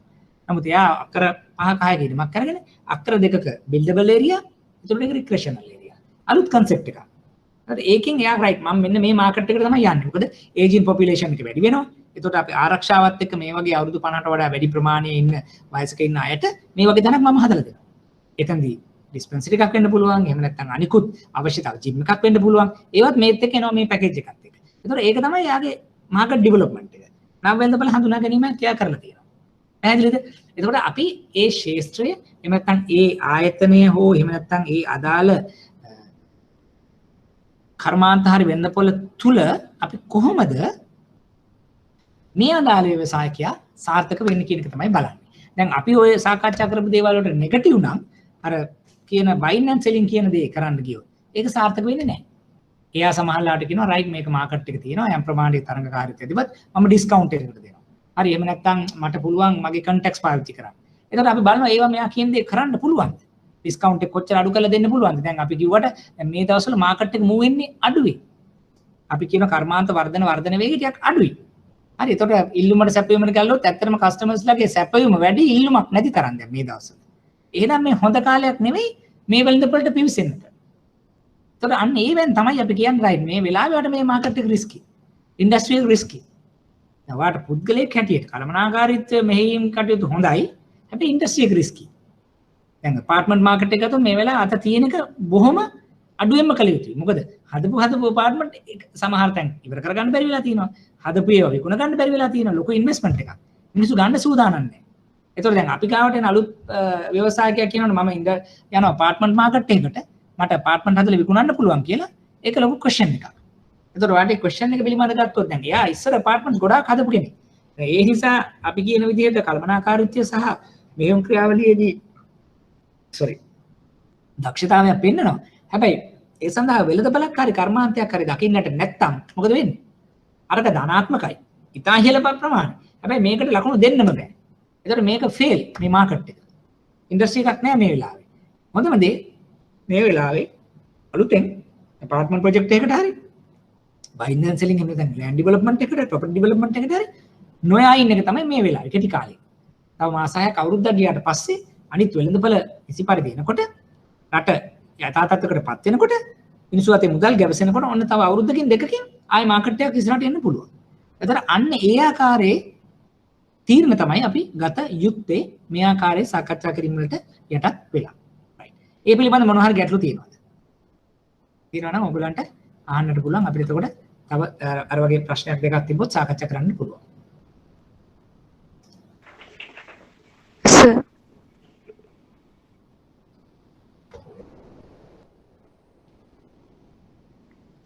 සර් ආයතන දරන වෙළඳපළ පංගුව කියන එක තව චුට්ටක් පැහැදිලි කරන්න පුළුවන්ද? මට ඇහෙන්නේ මොකද්ද? ආයතන දරන වෙළඳපළ පංගුව කියන එක තව ටිකක් පැහැදිලි කරන්න පුළුවන්ද සර්? පුළුවන්. right. එතනදී මෙහෙම ප්‍රශ්නයක් තියෙන්නේ. අපි ආයතනයක ගත්තොත් වෙළඳපළ පංගුව. ඒ කියන්නේ අපි සාකච්ඡා කරොත් දැනට අපි හිතමු නිෂ්පාදකයෙක් ඉන්නවා. එයා අපි උදාහරණයකට ගමු බිස්කට් මාකට් එකේ. එයා දැනට යම් ආකාරයකට බිස්කට් නිෂ්පාදනය කරලා වෙළඳපොළට දානවා. දැන් එතකොට අපි බලනවා ලංකාවේ right දල වශයෙන් අපි ලංකාවේ කවුද දැන් බිස්කට් නිෂ්පාදනය කරන්නේ? මැලිබන් වෙන්න පුළුවන්, මංචි වෙන්න පුළුවන්, චෙරිස් වෙන්න පුළුවන්. ඒතර අපි ලිස්ට් එකක් බලනවා. බැලුවාම දැන් මේ කියන පාරිභෝගිකයා අපි තුමු ලංකාවේ දැන් මූලික වශයෙන් අපි තුමු ඉන්නේ 10 දෙනෙක් කියලා. ඒ 10 දෙනාගේ මෙයා ඉන්නවා 8 වෙනියට. එතකොට සාමාන්‍යයෙන් මෙයාට 105ක මුළු ලංකාවෙම 105ක තියෙන ප්‍රතිශතයක් මෙයාට තියෙනවා මාකට් ෂෙයා එකක්. එතකොට එහෙම බැලුවාම අපි right දැන් ඊළඟට අපි බලනවා right මෙයා 8 වෙනියට හිටියට කමක් නැහැ. අපි නැක් ලබාගෙන මෙයා සමහරට මැෂින් ටිකක් ගෙන්නන්න වෙන්න පුළුවන්, කාර්ය ප්‍රාග්ධනය වැඩි කරගන්න පුළුවන්. එතකොට මෙයා තව ටිකක් ඉහළට 7 වෙනිය 6 වෙනියව ටාගට් කරගෙන ඉහළට යන ගමනක් යන්න ඔන්න මෙයාට හැකියාවක් තියෙනවා කියලා අපිට තීරණය කරන්න පුළුවන්. ඊළඟට අපි හිතමු අනිත් පැත්තෙන් දැන් මෙයා ඉහළම තලයක ඉන්නවා. අපි තුමු 35ක් 40ක් ඉන්න වෙළඳපොළ පංගුවක් තියෙන කෙනෙක්. එතකොට සමහරවිට මෙයාට අපි ණය මුදලක් නිකුත් කරන්න ආවොත් එතකොට අපි කල්පනා කරොත් මෙයාට ඒ ණය මුදල අවශ්‍ය වෙන්නේ කාර්ක ප්‍රාග්ධනයේ පැත්තටද ස්ථාවර ප්‍රාග්ධනයේ පැත්තටද? ගොඩක් වෙලාවට මේ වගේ පුදුල 40ක් 45ක් කියන්නේ මාකට් එකේ උඩම ඉන්න කෙනාට ඇත්තටම තවත් මාකට් එක ග්‍රෝ කරන්න බැරි වෙනවා ෂෙයා එක වැඩි කරලා. එතකොට මොකද කරන්නේ? එයා ඒ මාකට් ෂෙයා එක මේන්ටේන් කරන්න යනවා. මොකද එයාට දැන් හැමෝම පිරීලා ඉහළ මට්ටමක ඉන්න කෙනෙකුට අපි කියනවා එහෙමනම් හොඳම දේ වාට අලුතෙන් මැෂින් ගෙනල්ලා දාර කරනවට වඩා හොඳයි කාර්ක ප්‍රාග්ධනය සඳහා අපි ණය මුදලක් ලබා දෙන්න පුළුවන්. ඒ ණය මුදල හරහා තවදුරටත් වෙළඳපොළ පංගුව ඔය මේන්ටේන් කරන්න. එතකොට දැන් අපි කස්ටමර්ස්ලා 10 දෙනා ගත්තොත් උඩම ඉන්න කස්ටමර් කෙනෙක් ගොඩක් වෙලාට වෙළඳපොළ පංගුව මේන්ටේන් කරනවා. පහළ ඉන්න කෙනෙක් වෙළඳපොළ පංගුව වර්ධනය කරනවා. එතකොට එහෙනම් ණය මුදල අවශ්‍යතා දෙකක්. වෙළඳපොළ පංගුව මේන්ටේන් කරනවා නම් ගොඩක් වෙලාවට යා කාර්ක ප්‍රාග්ධනය හැටියට යන්නත් පුළුවන්. වෙළඳපොළ පංගුව වර්ධනය කරනවා නම් කාර්ක සහ ස්ථාවර ප්‍රාග්ධනය දෙකටම යාට ණය ලබා දීමේ හැකියාවක් තියෙනවා. ඒක තමයි වෙළඳපොළ පංගුව කියලා එක පැත්තකින් අපි දන්න අදහස. අනිත් එක තමයි හැබැයි මේ වෙළඳපොළ පංගුව ගැන කතා කරනකොටම අපි වෙළඳපොළේ වර්ධන වේගයත් වැදගත් වෙනවා. අපි හිතමුකෝ දැන් මොනවා හරි ආකාරයක දැන් අපි බිස්කට් මාකට් එක එක්සැම්පල් එකක් ගත්තොත් දැන් 105ක මෙයාගේ තියෙනවා, තව එකකින් 135ක් තියෙනවා කියන. හැබැයි ඒ වගේම තමයි වෙළඳපොළ වර්ධනය වෙන්නේ නැත්තම්. දැන් ලංකාවේ මිනිස්සු ඉදිරියට බිස්කට් කන්න ලොකුවට ප්‍රවර්ධනය වෙන්නේ නැත්තම් ඒ වෙනුවට අපි හිතමු කාබෝහයිඩ්‍රේට් හරි මොනවා හරි තියෙන ප්‍රශ්න නිසා වෙන දෙයකට යනවා නම් අපි හිතමු මුළු වර්ධනය දැන් මේ අවුරුද්ද 105ක් වර්ධනය වෙච්ච එක එහෙම නැත්නම් 5ක් අවප්‍රමාණය වුණා ඊළඟ පාර 105ක් අවප්‍රමාණය වුණා ඒ විදිහට යනවා නම් මොකද වෙන්නේ? ඒතර අපි වර්ධන වේගයක් නැත්තම් වෙළඳපොළ පංගුව කියන්නේ තියෙන තැනමයි යා තියෙන්නේ. ඒතර අපි ඒ දෙක සම්බන්ධ කරනවා. එහෙමනම් වෙළඳපොළ පංගුව වල 135ක් තිබ්බත් අපි දකින්නේ අපගමනයක් නම් වර්ධනයක් නෙවෙයි නම් එහෙමනම් මේ වෙලාවේ හොඳම දේ අලුතෙන් ණය ලබා ගැනීම නෙවෙයි තියෙන දේ අපි මැනේජ් කරගෙන ඉන්න එක. ඒතර ආන්නේ ආකාරයට තමයි වෙළඳපොළ පංගුව වැදගත් වෙන්නේ. දැන් අනිත් එක මම දැන් අපි land property development වලින් මම පැහැදිලි කරොත් අපි මම කියවන දැන් ලංකාවේ අපි තුමු top 10 කියලා කට්ටිය 10 දෙනෙක් ඉන්නවා. ඒ 10 දෙනාගෙන් අපි උඩම ඉන්නේ අපි ගමු අපි හිතමු මේ දවස්වල වෙළඳපොළ property development කියලා ගත්තොත් prime land, home land ඔය විදිහට තියෙනවා කියලා හිතමු. ඒතර අපි දන්නවා right. ඔයා ඒ කියන ව්‍යවසායකයාගේ දැනට මාකට් ෂෙයාර් එක කොච්චරද? ඒතර මේ මාකට් ෂෙයාර් එක අපි බලනවා right මේක grow කරන්න පුළුවන් මාකට් එකක්ද? right එහෙම නැත්නම් ඒක grow කළ නොහැකි market එකක්ද කියන දේ තේරුම් ගැනීම තමයි වෙළඳපළ පංගුව හරහා ඒ පැත්තෙනුත් අපිට යම්කිසි අදහසක් එන්නේ. එතකොට දැන් ඕක අනිත් පැත්තට ගියොත් එම දැන් අපිට දැන් අපි තවදුරටත් හඳුනා ගැනීමක් කරනවා. අපි හිතමු මොනවා හරි කස්ටමර් කෙනෙක් අපිට මුදලක් ගන්නකොට එයා කිව්වොත් මම මාකට් ලීඩර්. අපි මොනවා හරි එක ප්‍රදේශයක මම තමයි මේ මාකට් එකේ හොඳම කෙනා. right එතකොට අපි කියන කොහොමද මාකට් ලීඩර් කියලා කියන්නේ? මොකද මම මාකට් ෂෙයාර් එකේ 75ක් මගේ. එතකොට ඒක ධනාත්මක දෙයක්. මොකක්ද ඒ කියන්නේ? එතකොට 75ක් එයා කියලා කියන්නේ සමහරලාට එයා මොනවා හරි නිෂ්පාදනය කරන ඕන ප්‍රොඩක්ට් එකක් එයාට රින්ගව ගන්න ලේසි. මාකට් එකට පෙනිට්‍රේට් කරන්න ලේසි. ඒක ධනාත්මකයි. පැහැදිලිද මං කියන්නේ? කියන්නේ මාකට් එකේ ඉහළම කෙනෙක් මාකට් ලීඩර් ෂෙයාර් එකෙන් 1 2 3 ඉන්න තුන ගත්තොත් ඇත්තටම එයාට පුළුවන් දැන් මේ ප්‍රොඩක්ට් එක නවත්තලා මේ බිස්කට් එක නවත්තලා තව බිස්කට් එකක් දැම්මත් ඒක පිළිගන්න. මොකද එයාගේ ෂෙයාර් එක තියෙනවා. එයාගේ කට්ටිය ඉන්නවා. එයාට ලේසි තව අලුත් නිෂ්පාදනය කරගෙන යන්න. හැබැයි මාකට් ෂෙයාර් එක 1 2 3 දින කෙනෙකුට ලොකු ගැටලුවක් තියෙනවා මේ මාකට් එක අල්ල ගන්න. මොකද මෙයා අලුතෙන් දෙයක් කරනකොට උඩින් කෙනෙක් ඇවිල්ලා කියනවා රයිට් මෙන්න අලුතෙන් මිනිස්සෙක් කියනවා. එයා 20 ගාන දානවා මම 15 ගානේ අණ්ඩ කට් කරලා දානතර අලුත් කෙනාට එතෙන්ට මේ නොහැකියාවක් තියෙනවා. ඒතර වෙළඳපළ පංගුව වැඩිද අඩුද කියන දේ අනුව වෙළඳපළ තුල තියෙන අවදානම තීරණය කරනවා. මම අලුත් කෙනෙක් නම් වෙළඳපළ පංගුව අඩුයි කියලා කියන්නේ මට අවදානමක් තියෙනවා වෙළඳපළ තුල ඒ මාකට් එක කියලා ස්ටේබල් වෙන්න. ඒතර මට වෙළඳපළ පංගුව වැඩි කෙනෙක් නම් මට ලොකු මාකට් රිස්ක් එකක් නැහැ අවදානම් පැත්තෙන්. මොකද තව ප්‍රොඩක්ට් එකක් දෙකක් දාලා විකුණුන් නැතත් පාඩුවට හරි මට කරන්න පුළුවන්. මොකද තියෙන එකක් අඩු කරලා මේක ඉදිරියට ලබා දීම හරහා හරි කරන්නට පුළුවන්. ඒක තමයි ඒ ආයතනයක් කොච්චර මාකට් ෂෙයාර් එකක් වෙළඳපොළ තුල තියෙනවද නැද්ද කියලා අපි තීරණය කරන්නේ. උත්තරේ පැහැදිලිද? ඔව් සර් thank you. right. අනිත් පැයට මොනවා හරි ගැටලු තියෙනවද? ඔයගොල්ලන්ට කතා කරන්න පුළුවන්, ටෙක්ස්ට් කරන්න පුළුවන්. මේ අමාරු නැති වුණත් මම අර හැම වෙලෙම කියන්නේ මේ කරුණු concept හැටියට අපි දාගන්නට ඕනේ. මොකද concept හැටියට දාගන්නකොට ඒකේ තියෙන වටිනාකම තියෙන්නේ අපිට මොන ආකාරයෙන් එක්සැමිනර් ප්‍රශ්නයක් දුන්නත් අපිට ඒක හදලා මොකද concept එක ඔයගොල්ලෝ දන්නවා. උදාහරණයක් අපි ගත්තොත් දැන් property development වෙන්න පුළුවන්, biscuit market එක වෙන්න පුළුවන්, එහෙම නැත්නම් hotel market එක වෙන්න පුළුවන්. ඕගොල්ලන්ට හදලා උත්තරයක් මෙතනදී ලියා ගන්නට හැකියාව තියෙනවා. ඒක තමයි ලේසි දේ. කටපාඩම් කරගෙන ගිහිල්ලා ලියනවට වඩා checklist 5ක් 6ක් අපි පාඩම් කරගන්නවා. ඒ checklist එකකට අදාළ ආකාරයේ අපිට කියන්නේ මොනවා හරි අපි උදාහරණයක් පැහැදිලි කිරීමේ හැකියාවක් තියෙනවා. අනිත් පැයට මොනවා හරි ගැටලු තියෙනවද?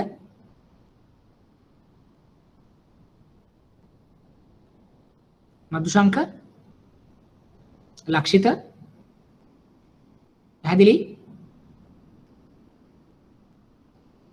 right.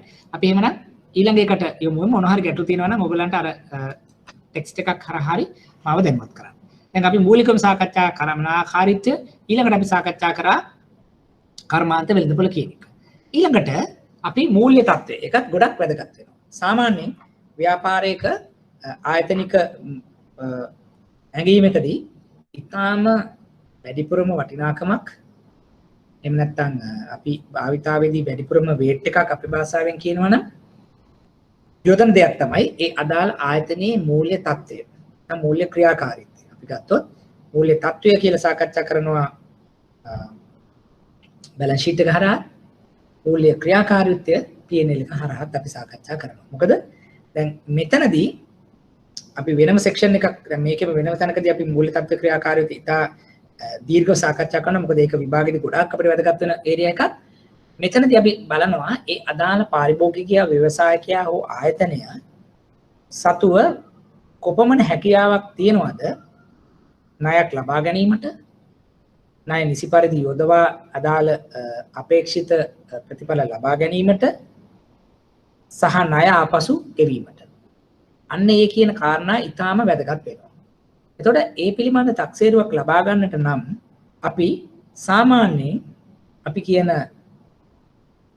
ලාභ වාර්තාව, profit and loss account, ශේෂ පත්‍රය, balance sheet, මූල්‍ය ප්‍රවාහ ප්‍රකාශය, profit the cash flow statement, ඒ වගේම equity statement. ඒ කියන්නේ අපි ගත්තොත් අපේ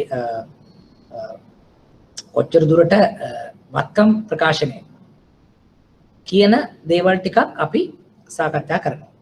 එතකොට දැන් ඒ සාකච්ඡා කරන්න ඒ කියන මූල්‍ය වාර්තා අපි ළඟට එනකොට ඒ ලබා ගත්තාම අපි මොන වගේ දේවල්ද අපි බලන්නේ කියන දේ තමයි මම දෙවෙනුව පැහැදිලි කරන්නේ. පෙර වර්තමාන මූල්‍ය තත්ත්වයන්. ඒ කියන්නේ හිස්ටොරිකලි අපේ කොහොමද අපේ මූල්‍ය තත්ත්වය සහ ක්‍රියාකාරීත්වය. ඒ වගේම අද මැනේජ්මන්ට් කවුන්ට් වලින් නැත්නම් කරන්ට් ලෙවල් ඔපරේෂන්ස් වලදී අපේ කොහොමද මූල්‍ය තත්ත්වයේ ක්‍රියාකාරීත්වය. ඊළඟට අනාගත පුරෝකථනය future predictions එහෙම නැත්නම් forecasted cash flows P&L balance sheet අනාගතයේදී කොයි ආකාරයේ තත්ත්වයකටද අපිපත් වෙන්නේ ගොඩක් වැදගත් වෙනවා.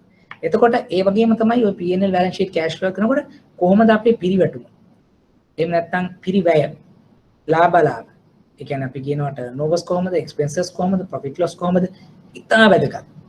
ඒ වගේම තමයි ශේෂපත්‍රය හරහා ගියොත් වත්කම් කොහොමද අපේ වගකීම් කොහොමද නැත්නම් ප්‍රාග්ධනයන් කොහොමද මොකද වගකීම් හා ප්‍රාග්ධනයන් කියලා අපි වෙනම ඉක්විටි ස්ටේට්මන්ට් එකේ කතා කරනවා net worth ස්ටේට්මන්ට් එකේ. ඒතර මෙන්න මේ කියන දේවල් අපිට අතිශය වැදගත්. මොකද දැන් අපි මොන ආකාරයෙන් කිව්වත් අපි එක එක පිළයක සාකච්ඡා කරත් අන්තිමට අපිට ලඝු වෙන්නේ ඒ අදාළ පාරිභෝගිකයා ලබා ගන්නා ණය මුදල අදාළ ආයතනයේ ලබා ගන්නා ණය මුදල නිසි පරිදි නිසි කල අපි ඇග්‍රී වෙච්ච විදිහට අපිට ගෙවන්න පුළුවන් ද බැයිද කියන දේ තමයි මෙතනදී සාකච්ඡා වෙන්නේ. එතකොට මෙතනදී ඒක සාකච්ඡා වෙනකොට අපි මූලික වශයෙන්ම බලනවා ඒ repayment risk එක, default risk එක, financial risk එක, credit risk එක ඔය මොන නමින් කිව්වත් මූල්‍ය අවදානම අවමද නැද්ද කියන එක තමයි වැදගත් වෙන්නේ. අර මම කලින් කතා කරපු කළමනාකාරීත්ව අවදානම් වෙන්න පුළුවන්. වෙළඳපොළ අවදානම් වෙන්න පුළුවන්. ඔය ඔක්කොම ඔය කැරකිලා යන්නේ කොහෙටද අන්තිමට? මූල්‍ය අවදානමට. දැන් මම උදාහරණයකින් පැහැදිලි කරොත් අපි කිව්වා කළමනාකාරීත්ව අවදානම යටතේදී අඩු පළපුරුද්ද, අඩු අත්දැකීම, අඩු දැනුම. හරි. එතකොට ඒව නිසා මොකද්ද වෙන්න පුළුවන්? ඒ ව්‍යාපාරේ පවත්වාගෙන යෑමේදී ගැටලු වෙනවා. ගැටලු කියන්නේ ඒක ව්‍යාපාරයේ තුල පිටත පිරිවැටුම පිරිවැය ඒ සම්බන්ධයෙන්. එතකොට අපි නිසි පරිදි ජනනය කිරීමක් කරන්නේ නැහැ අපි මූල්‍ය ප්‍රවාහ. අන්තිමට මොකද වෙන්නේ? ඒ නිසා ණය අපසු ගෙවීමේ නොහැකියාවක් වෙනවා. අපි වෙළඳපොළ කතා කරනවා. තරගකාරීත්වය අද නැහැ හෙට වැඩිපුර වෙන්න පුළුවන්. තරගකාරීත්වය වැඩි වෙන්න මොකද? මේ වගේ මාකට් එකේ මාකට් ෂෙයා එක අඩු වෙනවා. එහෙම නැත්නම් ඔයාගේ ලබාගත් පිරිවැටුම අඩු වෙන්න පුළුවන්. එහෙම නැත්නම් පිරිවැය වැඩි වෙන්නට පුළුවන්. එතකොට ඒ අන්තිමට මූල්‍ය ප්‍රවාහ අඩුවෙන් තමයි වාට ජනනය වෙන්නේ. ඒ නිසා වාට ණය අපසු නොගෙවීමේ තත්ත්වයකටපත් වෙනවා. එහෙනම් එතනත් ෆයිනෑන්ෂල් රිස්ක් එකක්. ක්‍රෙඩිට් රිස්ක් එකකට ඔයා ලඟු වෙන්න පටන් ගන්නවා. එතකොට ඔය කියන ආකාරයේ ප්‍රශ්න වලට වාට මුහුණ දෙන්න සිද්ධ වෙනවා. එතකොට ඒ නිසා මූල්‍ය තත්ත්වය ඇගීම ඉතාම වැදගත්. ඒතර ඒ සඳහා අපි P&L balance sheet cash flow කියන මූල්‍ය වාර්තා අරගෙන ඒව විශ්ලේෂණය කරන අපි කියන මූල්‍ය තවදුරටත් මෙවලම් කියලා financial tools අපි ඉදිරියේදී සාකච්ඡා කරමු. ඒතර ඒ හරහා අපි නිසි අත්දැකීමක් ලබා ගන්නට බලාපොරොත්තු වෙනවා මේ කියන ආයතනය සතු මූල්‍ය කියාව තත්වය ක්‍රියාකාරීත්වය. ඒක සතුටුදායක නම් පමණමයි අපි ඉදිරියට ගමන් කරන්නේ. දැන් ඒක සතුටුදායකද කියලා තීරණය කරන්නේ ගොඩක් වෙලාවට අර මම කලින් සාකච්ඡා කරා කියලා වගේ ඉදිරියේදී කරනකොට මම පැහැදිලි කරන්න. ඒ මූල්‍ය தත්ත්වය ක්‍රියාකාරීත්වය පැහැදිලි කර ගැනීම සඳහා අපිට මේ ශේෂපත්‍ර එහෙම නැත්නම් ලාභාලාභ ගිණුම ප්‍රවාහ ප්‍රකාශිතය හරහා අපිට අපි කියනවා ඒකට යම් කිසි අනුපාත වෙළඳපොළ අනුපාත ලාභ අනුපාත එහෙම නැත්නම් දවිශීලතා අනුපාත එහෙම නැත්නම් කාර්යක්ෂමතා අනුපාත නැත්නම් තෝලන අනුපාත වෙළඳපොළ අනුපාත හැටියට අපි තීරණය කරනවා. දැන් මේ කියන වාර්තා අරගෙන විශ්ලේෂණය කරලා තවදුරටත් අපි කියනවා මෙන්න මේ යටතේදී මෙන්න මේ රේෂියෝස් හොඳයි. මේ රේෂියෝස් හොඳයි. මේවා නරකයි. මේවා හොඳයි.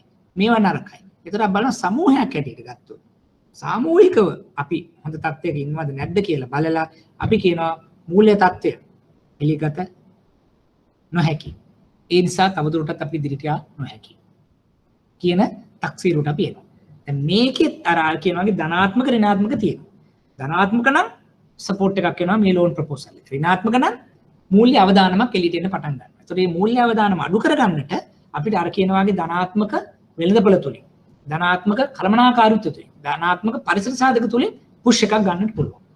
හරි. නමුත් මූල්‍ය තත්ත්වය ක්‍රියාකාරීත්වය කියන එක ගොඩක්ම වැදගත් සාධකයක් මේ අපි කියන පිලර්ස් ඉවලුවේට් කරනකොට. හරි. අපි ඊළඟ එකට යන්නට කලින් ආ මොන හරි මේ සම්බන්ධයෙන් ගැටලු තියෙනවද? පැහැදිලි කරගනින් තියෙනවද? අර මම පැහැදිලි කරා වගේ දැන් මේකෙදි මූල්‍ය වාර්තා විශ්ලේෂණය අර මම කියන අනුපාත විශ්ලේෂණය වෙනම පරිච්ඡේදයක්. දැන් මේකෙම අපි ඉස්සරහදී වෙනම සාකච්ඡා කරනවා. මොකද ඒක ගොඩක් අපිට වැදගත් වෙලා තියෙනවා. සාමාන්‍යයෙන් පහුගිය ප්‍රශ්න පත්‍ර සාකච්ඡා කරන්න ගියත් හැම අවුරුද්දකම වෙනම ප්‍රශ්නයක් ලකුණු 20ක ප්‍රශ්නයක් මේ කොටසෙන් අපිට ලැබෙන්නට තියෙන නිසා. අපි ඒක වෙනම සාකච්ඡා කරමු. නමුත් මූලික වශයෙන්ම මෙතෙන්දී මම කියන්න උනේ මෙන්න මෙහෙම පිළ එකක් තියෙනවා. ඒ පිළ එකේ මෙන්න මේ කියන අංශය යටතේ මෙන්න මේවා අපිට වැදගත් වෙනවා. අපි ඒක කොහොමද කරන්න කියන දේ තමයි මම ඉතා කෙටියෙන් පැහැදිලි කරන්නේ. එතකොට අපි n අකුර ගැන ඉගෙන ගත්තා, i අකුර ගැන ඉගෙන ගත්තා, f අකුර ගැන ඉගෙන ගත්තා. දැන් e කියන අකුර තමයි අපි ඊළඟට සාකච්ඡා කරන්න බලාපොරොත්තු වෙන්නේ. ඒ අතරතුර ඔයගලන්ට මොනවා හරි ගැටලු පැහැදිලි කර ගැනීම තියෙනවද?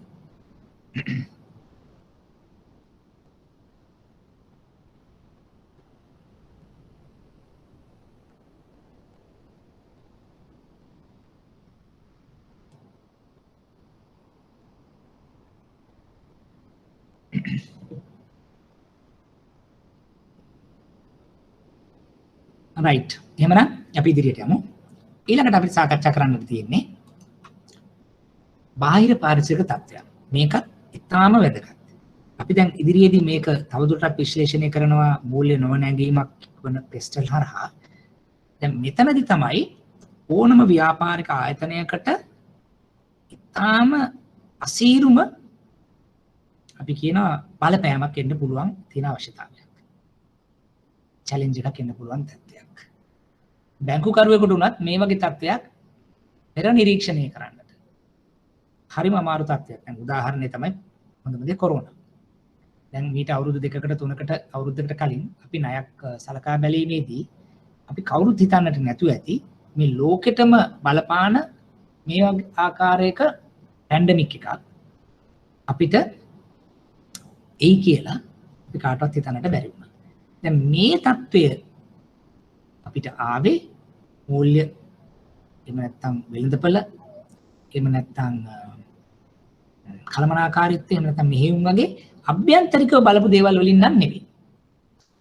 මේව සම්බන්ධයෙන් වෙච්ච බාහිර පරිසරයෙන් ලැබිච්ච දේවල්. දැන් අපි ඒක වෙන්නේ කොහොමද කියලා ඉතා කෙටියෙන් බැලුවොත් අපි මේ කියන PESTLE කියන වචන අකුරු වලින්ම තමයි දේශපාලනික ආර්ථික සමාජීය තාක්ෂණික නීති පාරිසරික තත්ත්වයන් හරහා තමයි මෙන්න මේ කියන බලපෑම් අපිට එන්නේ. අපි නිකන් එකක් අපි සාකච්ඡා කරමු. අපි හිතමු අපි උදාහරණයක් ගත්තා ටූරිසම්. එහෙම නැත්නම් අපි සාකච්ඡා කරා දැන් මේ කියන හොටෙල් ව්‍යාපෘතියක්. ටී සෙක්ටර් එකේ හොඳටම ඉන්න කස්ටමර් කෙනෙක් අපෙන් ඇවිල්ලා අහනවා හොටෙල් එකක් ඕපන් කරන්න ඕන 5 star හොටෙල් එකක් කියලා අපිට එනවා ප්‍රොපෝසල් එක.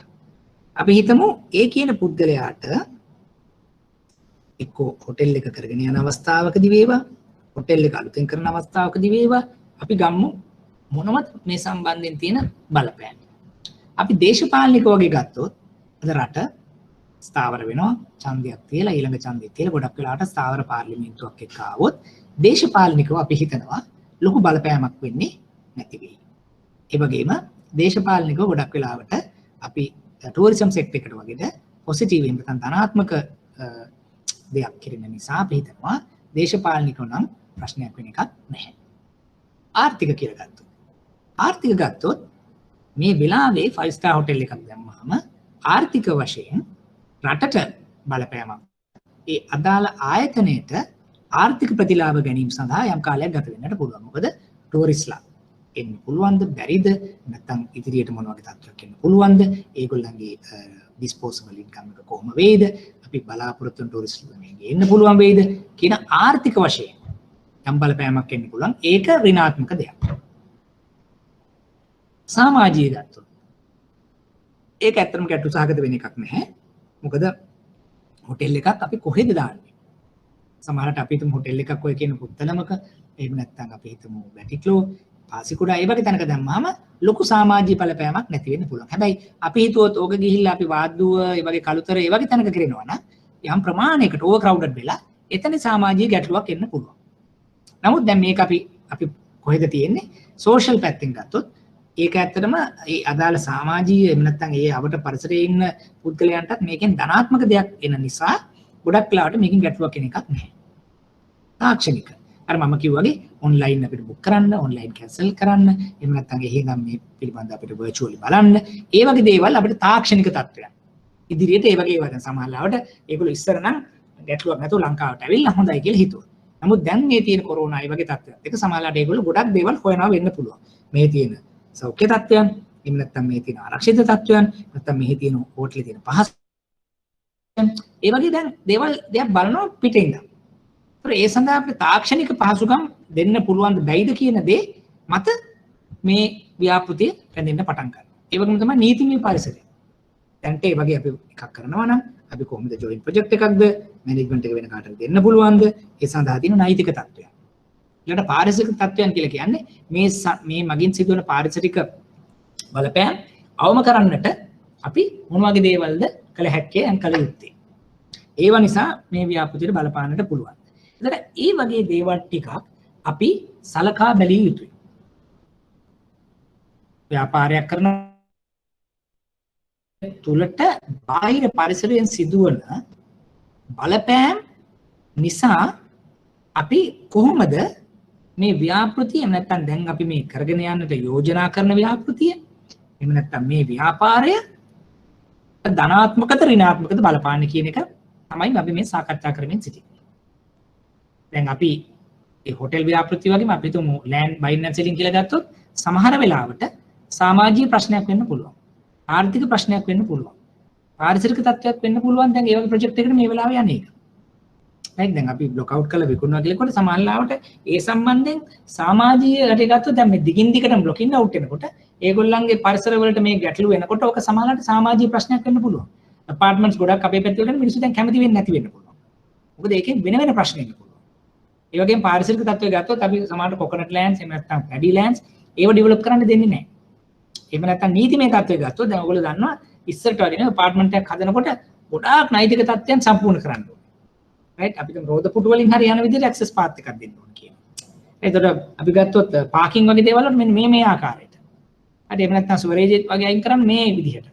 එතකොට දැන් ඉස්සරට වඩා නෛතික තත්ත්වයන්ුත් එන්න පටන් ගන්නවා. එතකොට අපේ පාරිභෝගිකයා අපේ ව්‍යවසායකයාට හැකියාව තියෙන්න ඕනේ මේ කියන දේවල් සඳහා මුහුණ දෙන්න. එතකොට ඒකට මූල්‍ය තත්ත්වයක් ඒ වගේම තමයි අනිකුත් තත්ත්වයන් තිබිය යුතුයි. ඒවා කරගෙන තමයි මේ ව්‍යාපෘතිය කරනවා නම් කරන්න පුළුවන්. මේට අවුරුදු 3කට කලින් මේ තත්ත්වයන් තිබුණේ නැහැ. දැන් මේ කියන බාහිරව බලපාන සමහර සිද්ධි. ඒක beyond bankers control beyond entrepreneurs control වෙන්න පුළුවන්. අද නෑ හෙට එන්න පුළුවන්. එකවරම සමහර දේවල් වෙන්න පුළුවන්. දැන් අපි foreigners ලා ફોකස් කරලා සමහරලාවට buying and selling කරනවා. එහෙම නැත්නම් apartment sale කරනකොට එකපාර අපිට නෛතික තත්ත්වයක් කියන්න පුළුවන්. කලින් තිබුණා වගේ පළවෙනි තට්ටු 3 චක්‍ර විකුණන්න බෑ. foreigner කෙනෙකුට. දැන් මොකද වෙන්නේ? ඔරිජිනල් මගේ ප්‍රොජෙක්ට් එකේ තියෙන right first floor එකේ ඉඳන් මට foreigners වලට විකුණන්න පුළුවන් විදිහට මම මාකට් එක හදලා ඒ විදිහට මම වෙළඳපොළ තීරණය කරනවා. සඩන්ලි අපිට එනවා දේශපාලනික හෝ නීතිමය තත්ත්වයන්ද මේ කල නොහැකි. දැන් මගේ මාකට් එක වෙනස් වෙනවා. මට ඒක හැකියාවක් තියෙනවද ඒක ස්විච් කරලා ලෝකස්ට හොයාගන්න. ඒ කොස්ට් එකක් ඇරෙද්දී කරන්න පුළුවන්. දැන් ඒක මට ගැටලුවක් වෙනවා. ව්‍යවසායකයෙක් හැටියට. දැන් බැංකුවත් ඒක දැනගන්න ඕනේ. දැන් මොකද මේ වගේ දේවල් විය හැකියි. එහෙමනම් දැන් අපි යුනිට්ස් 50ක් හදලා අපාර්ට්මන්ට් එක විකුණනවා කියලා කිව්වහම අපි දකින්න ඕනේ රයිට් යුනිට් 25න් බ්‍රේක් ඉවන් වෙනවද? යුනිට් 25ක් විකුණනකොට මට පුළුවන්ද බ්‍රේක් ඉවන් කරන්න? මේ ගන්න ලෝන් එක P1 තත්ත්වයට එන්න පුළුවන්. මොකද 50කට වාට සෙලර්ස් හොයා ගන්න එක ප්‍රීසේල්ස් කරන එක ප්‍රායෝගිකව නැති වෙන්න පුළුවන්. ඒතර අන්න ඒක තමයි පාරිසරික තත්ත්වයන් කියලා අපි සාකච්ඡා කරන්නේ. පැහැදිලිද? දැන් අපි සාකච්ඡා කරමින් ඉන්නේ මුලින්ම ව්‍යාපෘතියක් එහෙම නැත්නම් ණය යෝජනාවක් අපිට එනකොට ආයතනයකට ණයක් ලබා දෙන්නේ කොහොමද? ආයතනයකට ණයක් ලබා දෙන අවස්ථාවකදී අපි මොනවද බලන සාධක? එතකොට අපි මුලින්ම කිව්වා කළමනාකාරීත්වය මෙහෙම ක්‍රියාවලිය එම් අකුරෙන් ඊළඟට ඉන්ඩස්ට්‍රි මාකට් කියලා කිව්වා වෙළඳපොළ නැත්නම් කර්මාන්තාංශ I අකුරෙන් F අකුරෙන් මූල්‍ය තත්ත්ව ක්‍රියාකාරීත්වය බැලුවා. දැන් E අකුරෙන් අපි තීරණය කරා පරිසරය. එතකොට මේ හතර එකතු කරලා බලනකොට මම කිව්වාගේ ධනාත්මක තියෙනවා ඍණාත්මක තියෙනවා.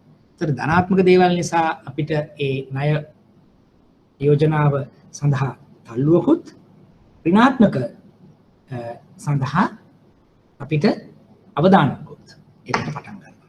ධන වැඩි නම් ඍණට වඩා ඉදිරියේ පහසුයි. ඍණ වැඩි නම් ධනට වඩා ඉදිරිය අපහසුයි. එතකොට දැන් අපි සාකච්ඡා කරොත් මේ හතර නිසා අපි දැන් තත්වයකට ඇවිල්ලා ඉන්නවා මේ ණය ව්‍යාපෘතිය මේ යෝජනා ක්‍රමය මේ ආයතනයේ යම් පිළිබඳ තහවුරුවක් ඇවිල්ලා තියෙනවා. දැන් මේ නිසා ධන නිසා අපි පාලන ක්‍රියාමාර්ග ඍණ නිසා අවදානමුත් දැන් මතුවලා. එතකොට ඊළඟට අපිට සාකච්ඡා කරන්න තියෙන්නේ risk mitigants කියන කොටසට. මෙන්න මේ ආයතනයක ණය අවදානම් හඳුනා ගැනීම කියන එක තමයි මූලික වශයෙන්ම අපිට මෙන්න මේ ආකාරයේ අවදානම් ටිකක්. කළමනාකරණ, වෙළඳපොළ, ව්‍යුහගත ණය. හරි. අපි ෆයිනෑන්ෂල් පැත්තෙන් ගත්තොත් ණය අවදානම්. ඊළඟට අපි ගත්තොත් වෙළඳපොළ පැත්තෙන් ගත්තොත් කළමනාකරණ. ඊට පස්සේ මේ කළමනාකාරීත්වය ගත්තොත් කළමනාකරණ. කර්මාන්ත වෙළඳපොළ වගේ දෙයක් ගත්තොත් වෙළඳපොළ අවදානම්. ඊළඟම තමයි අපි සාකච්ඡා කරන්න ගියොත් මේ ණය තවදුරටත් සකස් කර දීම නිසා ස්ට්‍රක්චරල් එහෙම නැත්නම් ඔපරේෂනල් රිස්ක් එකකුත් තියෙනවා මේ සමහර ක්‍රියාදාමයන් වල බද්ධ වෙච්ච. එතන මේ වගේ අවදානම් කීපයක් අපිට එන්නට පටන් ගන්නවා. අර අපි සාකච්ඡා කරපු කලින් තියෙන පිලර්ස් වල අතුරු ඵලයක් හැටියට ඒ ඍණාත්මක දේවල් නිසා මේ ආකාරයේ අවදානම් අපිට හඳුනා ගැනීමක් නැත්නම් අවදානම් වලට මුහුණ දීමක් සිද්ධ වෙනවා. මම කිව්වේ මේ අවදානම් සිද්ධ වුණාට කමක් නැහැ.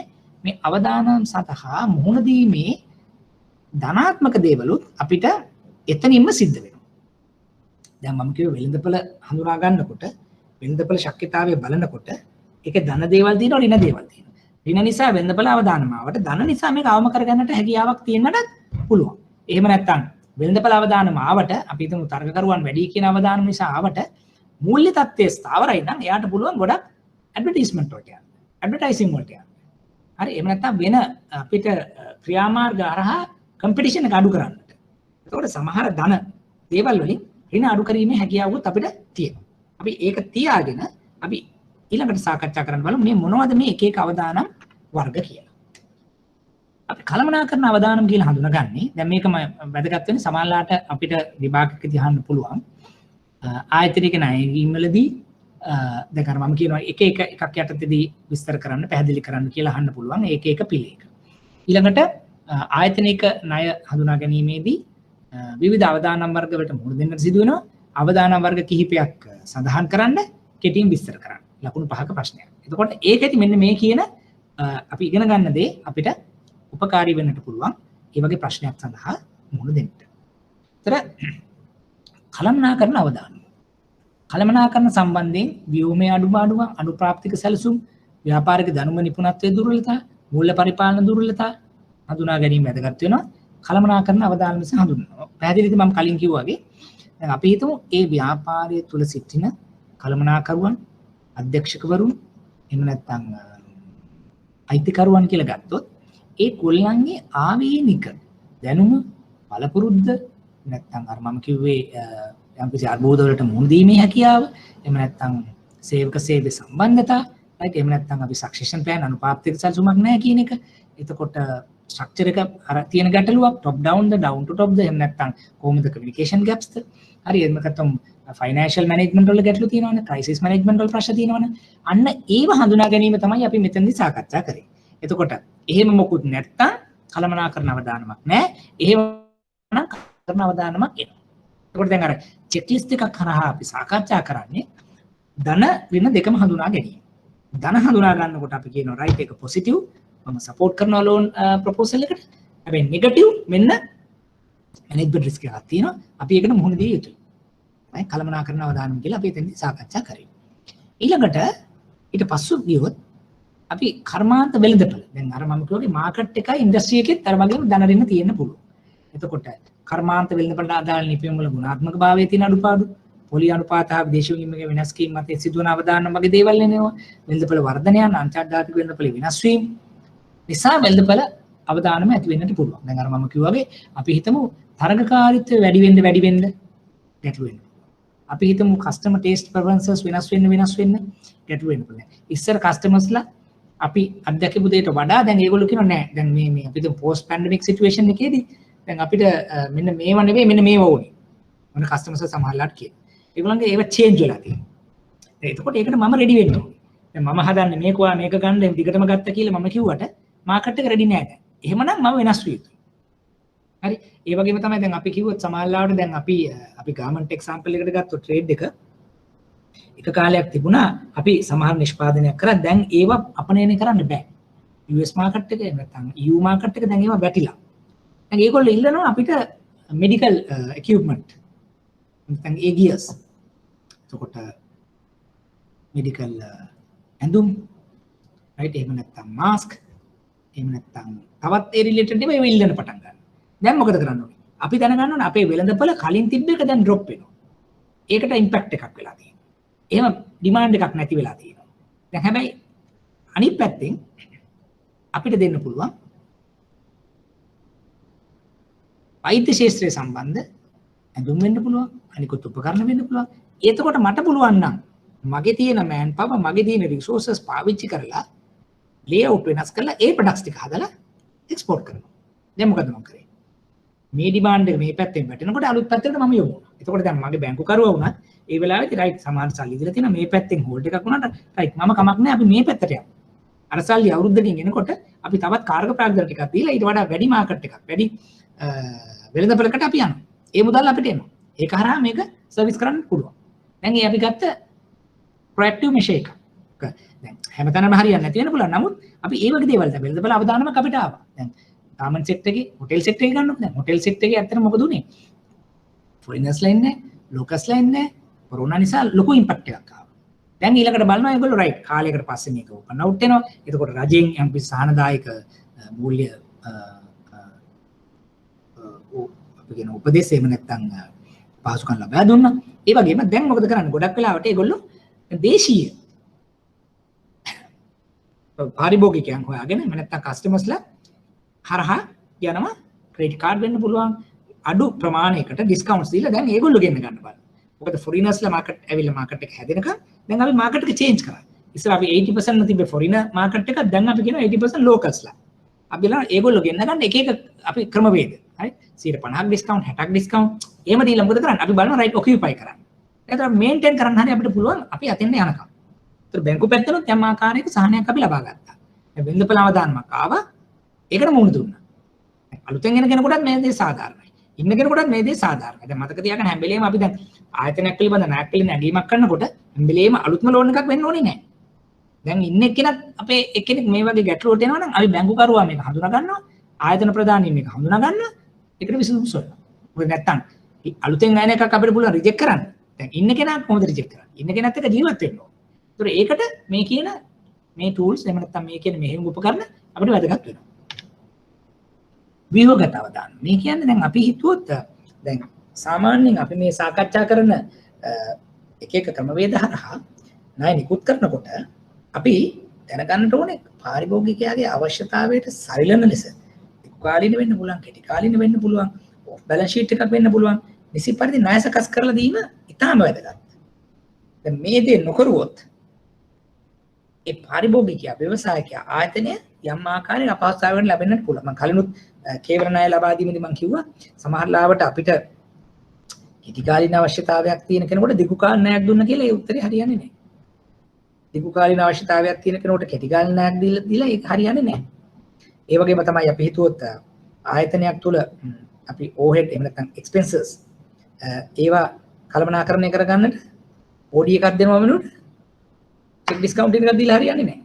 දැන් ඩේටා ෆයිනෑන්සින් එකක් කරනකොට OD එකක් දීලා හරියන්නේ නැහැ. ඒතර දැන් අපි නිසි ආකාරයට ව්‍යුහගත කරේ නැත්තම් එක්ක අලුතෙන් ලබා දෙන්න ණය මුදල වෙන්න පුළුවන්, දීපු ණය මුදලක් වෙන්න පුළුවන්. එහෙම නොකරුවොත් ඔපරේෂනල් රිස්ක් එකක්, ස්ට්‍රක්චරල් රිස්ක් එකක් වෙන්න පුළුවන්. ඒ නිසා තමයි අපි ඉස්සෙල්ලා ටර්ම්ස් ඇන්ඩ් කන්ඩිෂන් සාකච්ඡා කරනකොට අපි සුරුකුණ ලබා ගැනීම, නිසි පරිදි කාලය යොදා ගැනීම, සම්කාසු ලබා ගැනීම, මිල නියම කර ගැනීම ඒ වගේ දේවලුත් අපි කරනවා. මොකද මේ ව්‍යුහගත අවදානම් කියන එක ගොඩක් ඉම්පෝටන්ට්. මොකද නැත්තම් වෙන්නේ අපි සමහර වෙලාවට අනිත් හැමෝම අපි හිතමු නිෂ්පාදකයෙක් ඉන්නවා.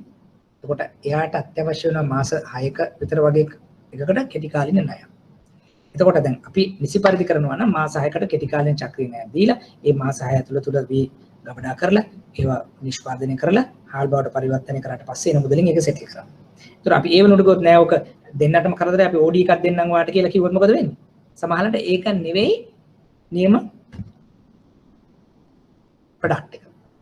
එතකොට මොකද වෙන්නේ? එයා සමහරවිට ඒ මුදල් එනවා ආපහු දානවා ආය ගන්නවා නිසි කළමනාකාරීත්වයක් නැහැ. ඉර වෙච්ච තැනක බැංකුව සහ ව්‍යවසායකයා දෙන්නම එතනදී ගැටලු සාගත තත්ත්වයකට පත් වෙන්නට පුළුවන්. එතකොට ඒ නිසා අපි ව්‍යුහගත අවදාන ස්ට්‍රක්චරල් රිස්ක් කියන එකත් ගොඩාක් වැදගත් මේ ණය ලාභීන්ට නැත්නම් ණය අනුමත කරලා ලබා දීමේදී.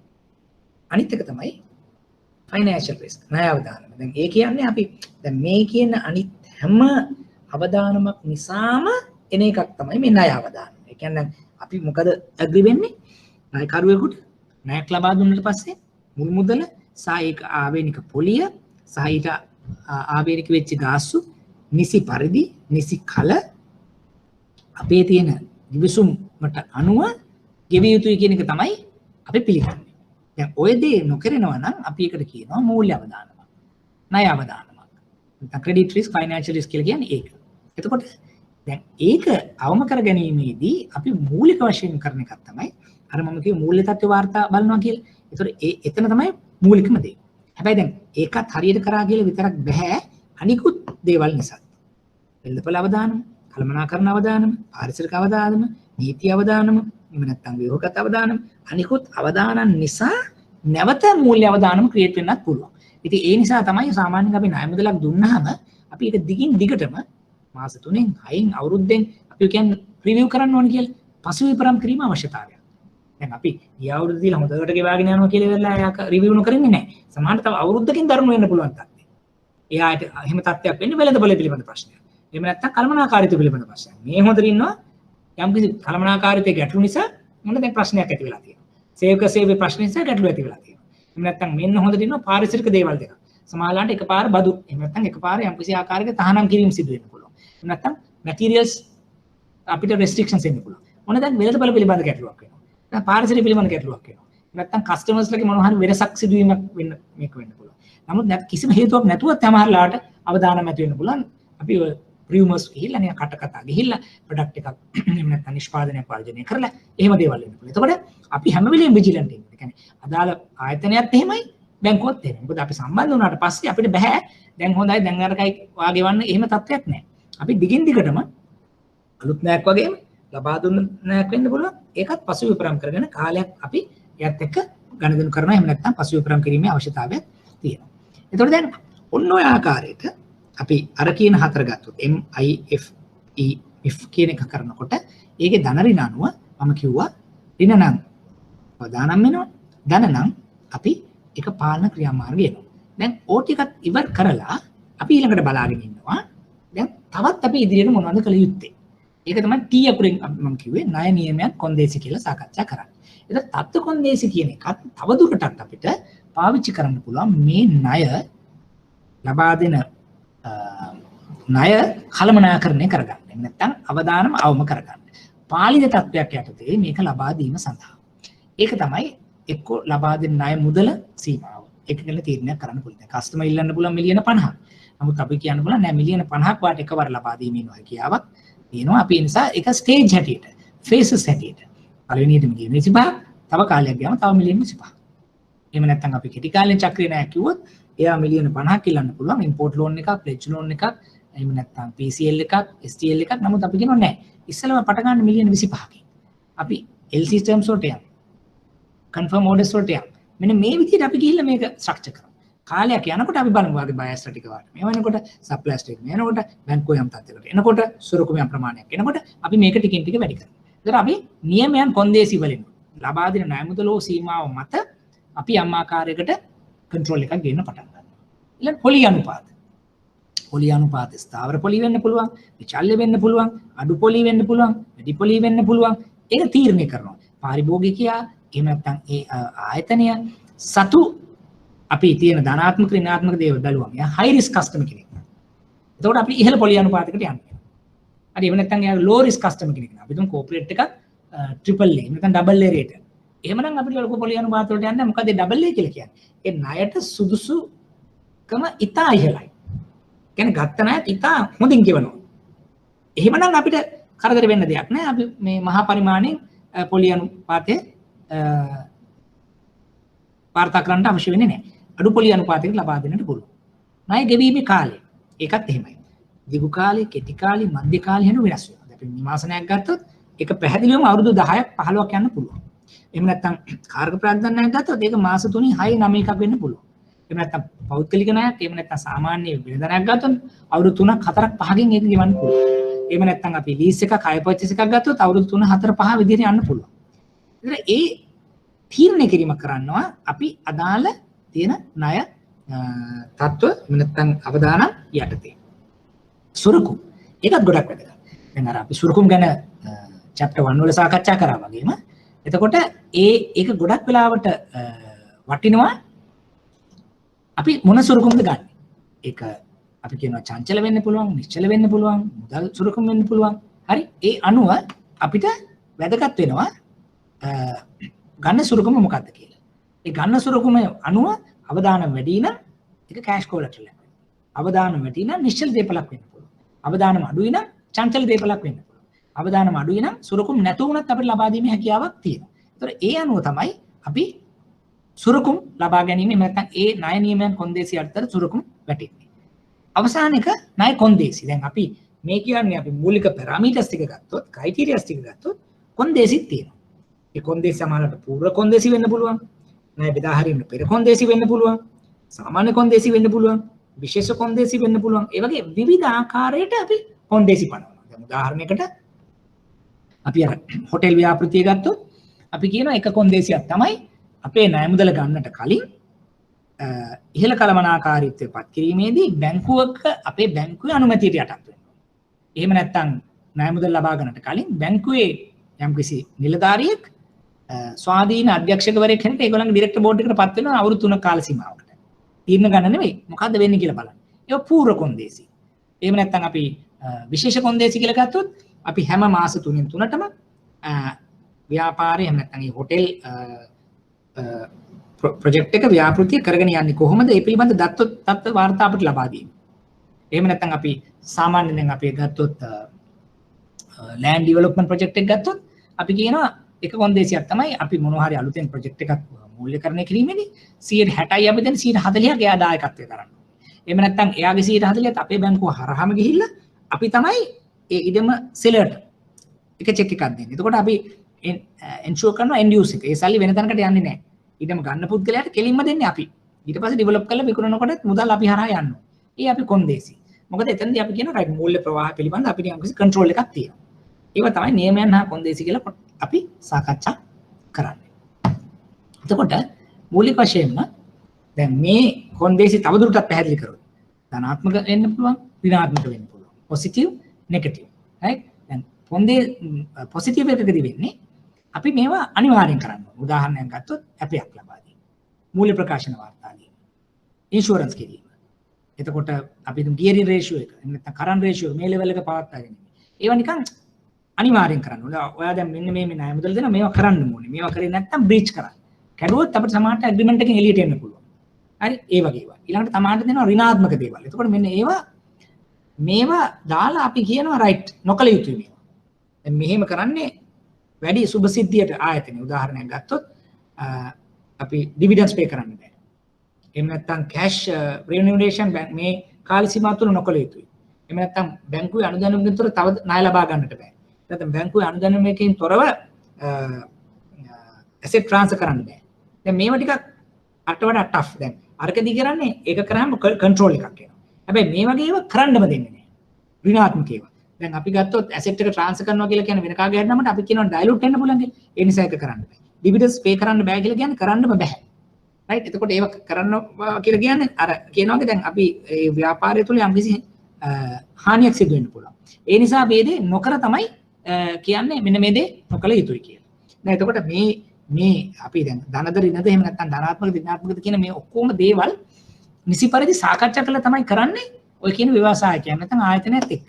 හැබැයි අපි මේවා දාන්නේයි අර මම කියනවා වගේ ගැටලු තිබ්බොත් දැන් අපි හිතමුකෝ මූල්‍ය තත්ත්වයේදී අපි දකිනවා රයිට් මේක අමාරුවෙන් දුවන කම්පැනියක්. අලුතෙන් ණයක් දුන්නා මෙන්න මේ කොන්දේසියට අපි කියනවා රයිට් ඔයා ඩිවිඩන්ඩ්ස් පේ කරන්න බෑ. ඩිරෙක්ටර්ස් රිමුනරේෂන් මේ ගානේ නවත්ත ගන්න ඕනේ. නැත්නම් ඇසෙට්ස් තව තැනකට විකුණන්න බෑ. හැබැයි අලුතෙන් ණය ගන්න බෑ. මොකද මම දන්නවා රයිට් මේ ටික විතරයි මෙයාට තව අවුරුද්දක් යනකම් යන්න පුළුවන් වෙන්නේ. මෙයා තව ණය ගත්තොත් මොකද වෙන්නේ? තවත් ණය වලට හිර වෙන්න පටන් ගන්නවා. ඒතර ඒ වගේ කොන්දේසි දාලා තමයි මම ඔයාට OD එක අප්‍රූව් කරන්නේ. ඔයාට STL එක අප්‍රූව් කරන්නේ. ඔයාට මේ ණය අපි ලබා දෙන්නේ. හැබැයි ඒ වගේ දේවල් අපිට වැදගත් වෙනවා. අර මම කිව්වා වගේ හැම පිලර්ස් හතරෙන් එන ධන ඍණ අනුව ඍණ නිසා අවදානම් ධන නිසා පාලනයන් ඇවිල්ලා එතනින් එහාට අපි තවදුරටත් මේ ණය කන්ට්‍රෝල් කරන්න කළමනාකරණය කරගන්න ගන්න ක්‍රියාමාර්ගයක් තමයි අපි මේ සාකච්ඡා කරන්නේ. එතකොට අපි මූලික වශයෙන්ම අද සාකච්ඡා කරපු කොටසින් බලාපොරොත්තු වෙන්නේ ආයතනික ණය ගැනීම කියන එක. දැන් අපි පළවෙනි සතියේ කිව්වා කේවල ණය ගැනීම 6C සරහා අපි දීර්ඝව සාකච්ඡා කරා. අද අපි සාකච්ඡා කරා ආයතනික ණය ගැනීම දීර්ඝව. එතකොට දැන් මේකෙදි මම කිව්වා මිෆඩ් කියන මොඩල් එකක් යුනිවර්සල් මොඩල් එකක් නෙවෙයි. අපි හදාගත්ත මොඩල් එකක්. අපි නමුත් එතනදී අපි සාකච්ඡා කරා එක එක අකුර හරහා තියෙන ගැනීමකට ගිහිල්ලා ඒකෙන් ධනාත්මක ඍණාත්මක දේවල් අරගෙන ඒකෙන් තවදුරටත් විකාශනය වීම. ඒතර විභාගයේදී සමහරවිට අපිට අහන්න පුළුවන් ප්‍රශ්න ටිකක් තමයි මේ මොනවද මේ වෙළඳපොළ අවදානම. නැත්නම් වෙළඳපොළ ඇඟීම කියලා කියන්නේ. ඇයි මේක වැදගත් වෙන්නේ? කොහොමද වෙළඳපොළ ඇඟීමක් අපි කරන්නේ? එතකොට ඒක පිළිබඳ කරුණු දැක්වීමක් කරන්න පුළුවන්. තව ටිකක් ඉස්සරහට ගිහිල්ලා සමහරට අහන්න පුළුවන් ව්‍යවසායකයෙක් ඉන්නවා. එයා අලුතෙන් ව්‍යාපෘතියක් පටන් ගන්න යනවා. අපි මොඩල් එකක්, එහෙම නැත්නම් ටී ෆැක්ටරි එකක්, එහෙම නැත්නම් දේපල මිලදී ගැනීම and විකිණීමක්, එහෙම නැත්නම් අපාර්ට්මන්ට් කොන්ඩෝමිනියම් එකක්. ඒතර ඒ වගේ අවස්ථාවක ඔබ වෙළඳපොළ ශක්්‍යතාවය තහවුරු කරන්නේ කෙසේද? අර චෙක් ලිස්ට් එකෙන් 3-4ක් ලියලා උදාහරණයක්. එහෙම නැත්නම් වෙළඳපොළ අවදානමක් හඳුනාගන්නේ මෙන්න මේ වගේ ශේෂ්ත්‍රයක කෙසේද? ඒකට උදාහරණයක්. ඒ වගේ දෙයක් අපෙන් අහන්නට පුළුවන්. මෙච්චර කල් අහලා නැහැ. නමුත් ඒ වගේ දෙයකට අපි පුරුදු විය යුතුයි. ඒක තමයි මම කියන්නේ දැන් මේ අපි ඉගෙන ගන්නදී හැම වෙලේම ප්‍රැක්ටිකලි දාලා බලන්න. දැන් රයිට් මේ වෙලාවේ තියෙන දැන් ඕගොල්ලන්ගේ ප්‍රදේශයේ තියෙන අපි හිතමු මොන හරි යම්කිසි ව්‍යාපෘතියක්. ඒ ව්‍යාපෘතිය දිහා බලන්න කළමනාකරණ පැත්තෙන් කොහොමද? වෙළඳපොළ පැත්තෙන් කොහොමද? පරිසර පැත්තෙන් කොහොමද? මූල්‍ය පැත්තෙන් කොහොමද? මොනවද ධන විදියට තියෙන මොනවද ඍණ විදියට තියෙන? සමහරට මේ එයාගෙන් විස්තර ගත්තේ නැතත් උපකල්පන යටතේ වාට කියන්න පුළුවන්. මෙන්න මේවා තමයි මම දකින ධන. මේවා තමයි මම දකින ඍණ. දෙවනුව ඊළඟට අපි හිතමු දැන් බැංකුවට ගියාට පස්සේ ක්‍රෙඩිට් ඔෆිසර් කෙනෙක් ඉන්නවා, මැනේජර් කෙනෙක් ඉන්නවා. ඒගොල්ලෝ එකක් කරනකොට බලන්න රයිට් කොහොමද ඔයගොල්ලෝ මේ දේවල් කරන්නේ? කොහොමද ආයතනයක ණය ගැනීම කරන්නේ? කොහොමද වෙළඳපොළ ශක්්‍යතාවය කරන්නේ? මෙන්න මේවා අපි ඉගෙන ගත්තා. මේවා දේවල් ඔයගොල්ලන්ට පාවිච්චි කරන්න පුළුවන්. රයිට්. එතකොට මම ඉගෙන ගත්ත දේෙන් වෙනස් වෙන්නේ කොහොමද? ඒ දේ කොහොමද අපි සම්බන්ධ කරගන්නේ? ඒ විදිහට මේවා ඇඟට දාගන්න පටන් ගන්නවා. එතකොට විභාගයේදී ප්‍රශ්නයක් ආවත් දැන් අපිට කටපාඩම් කරගෙන උත්තර ලියන තත්යකට අපි එන්නේ නැහැ. අපිට ඉතා පහසුවෙන් දැන් මොකද එක්සැමින අහන ප්‍රායෝගික තලයේ උත්තරයක් අපිට ලබා දෙන්නට හැකියාවක් තියෙනවා. right. එතකොට දැන් අපි මේ සාකච්ඡා කරපු දේවල් වල මොන හරි අපිට දැන් ගැටලු මොනවද? අපිට තවදුරටත් සාකච්ඡා කළ යුත්තේ මොනවද? ඔයගලන්ට නොතේරෙන තැන් මොනවද අද දවස තුල තිබුණේ? මම හිතනවා මෙතනදී importance of calculating the interest rate of a particular facility.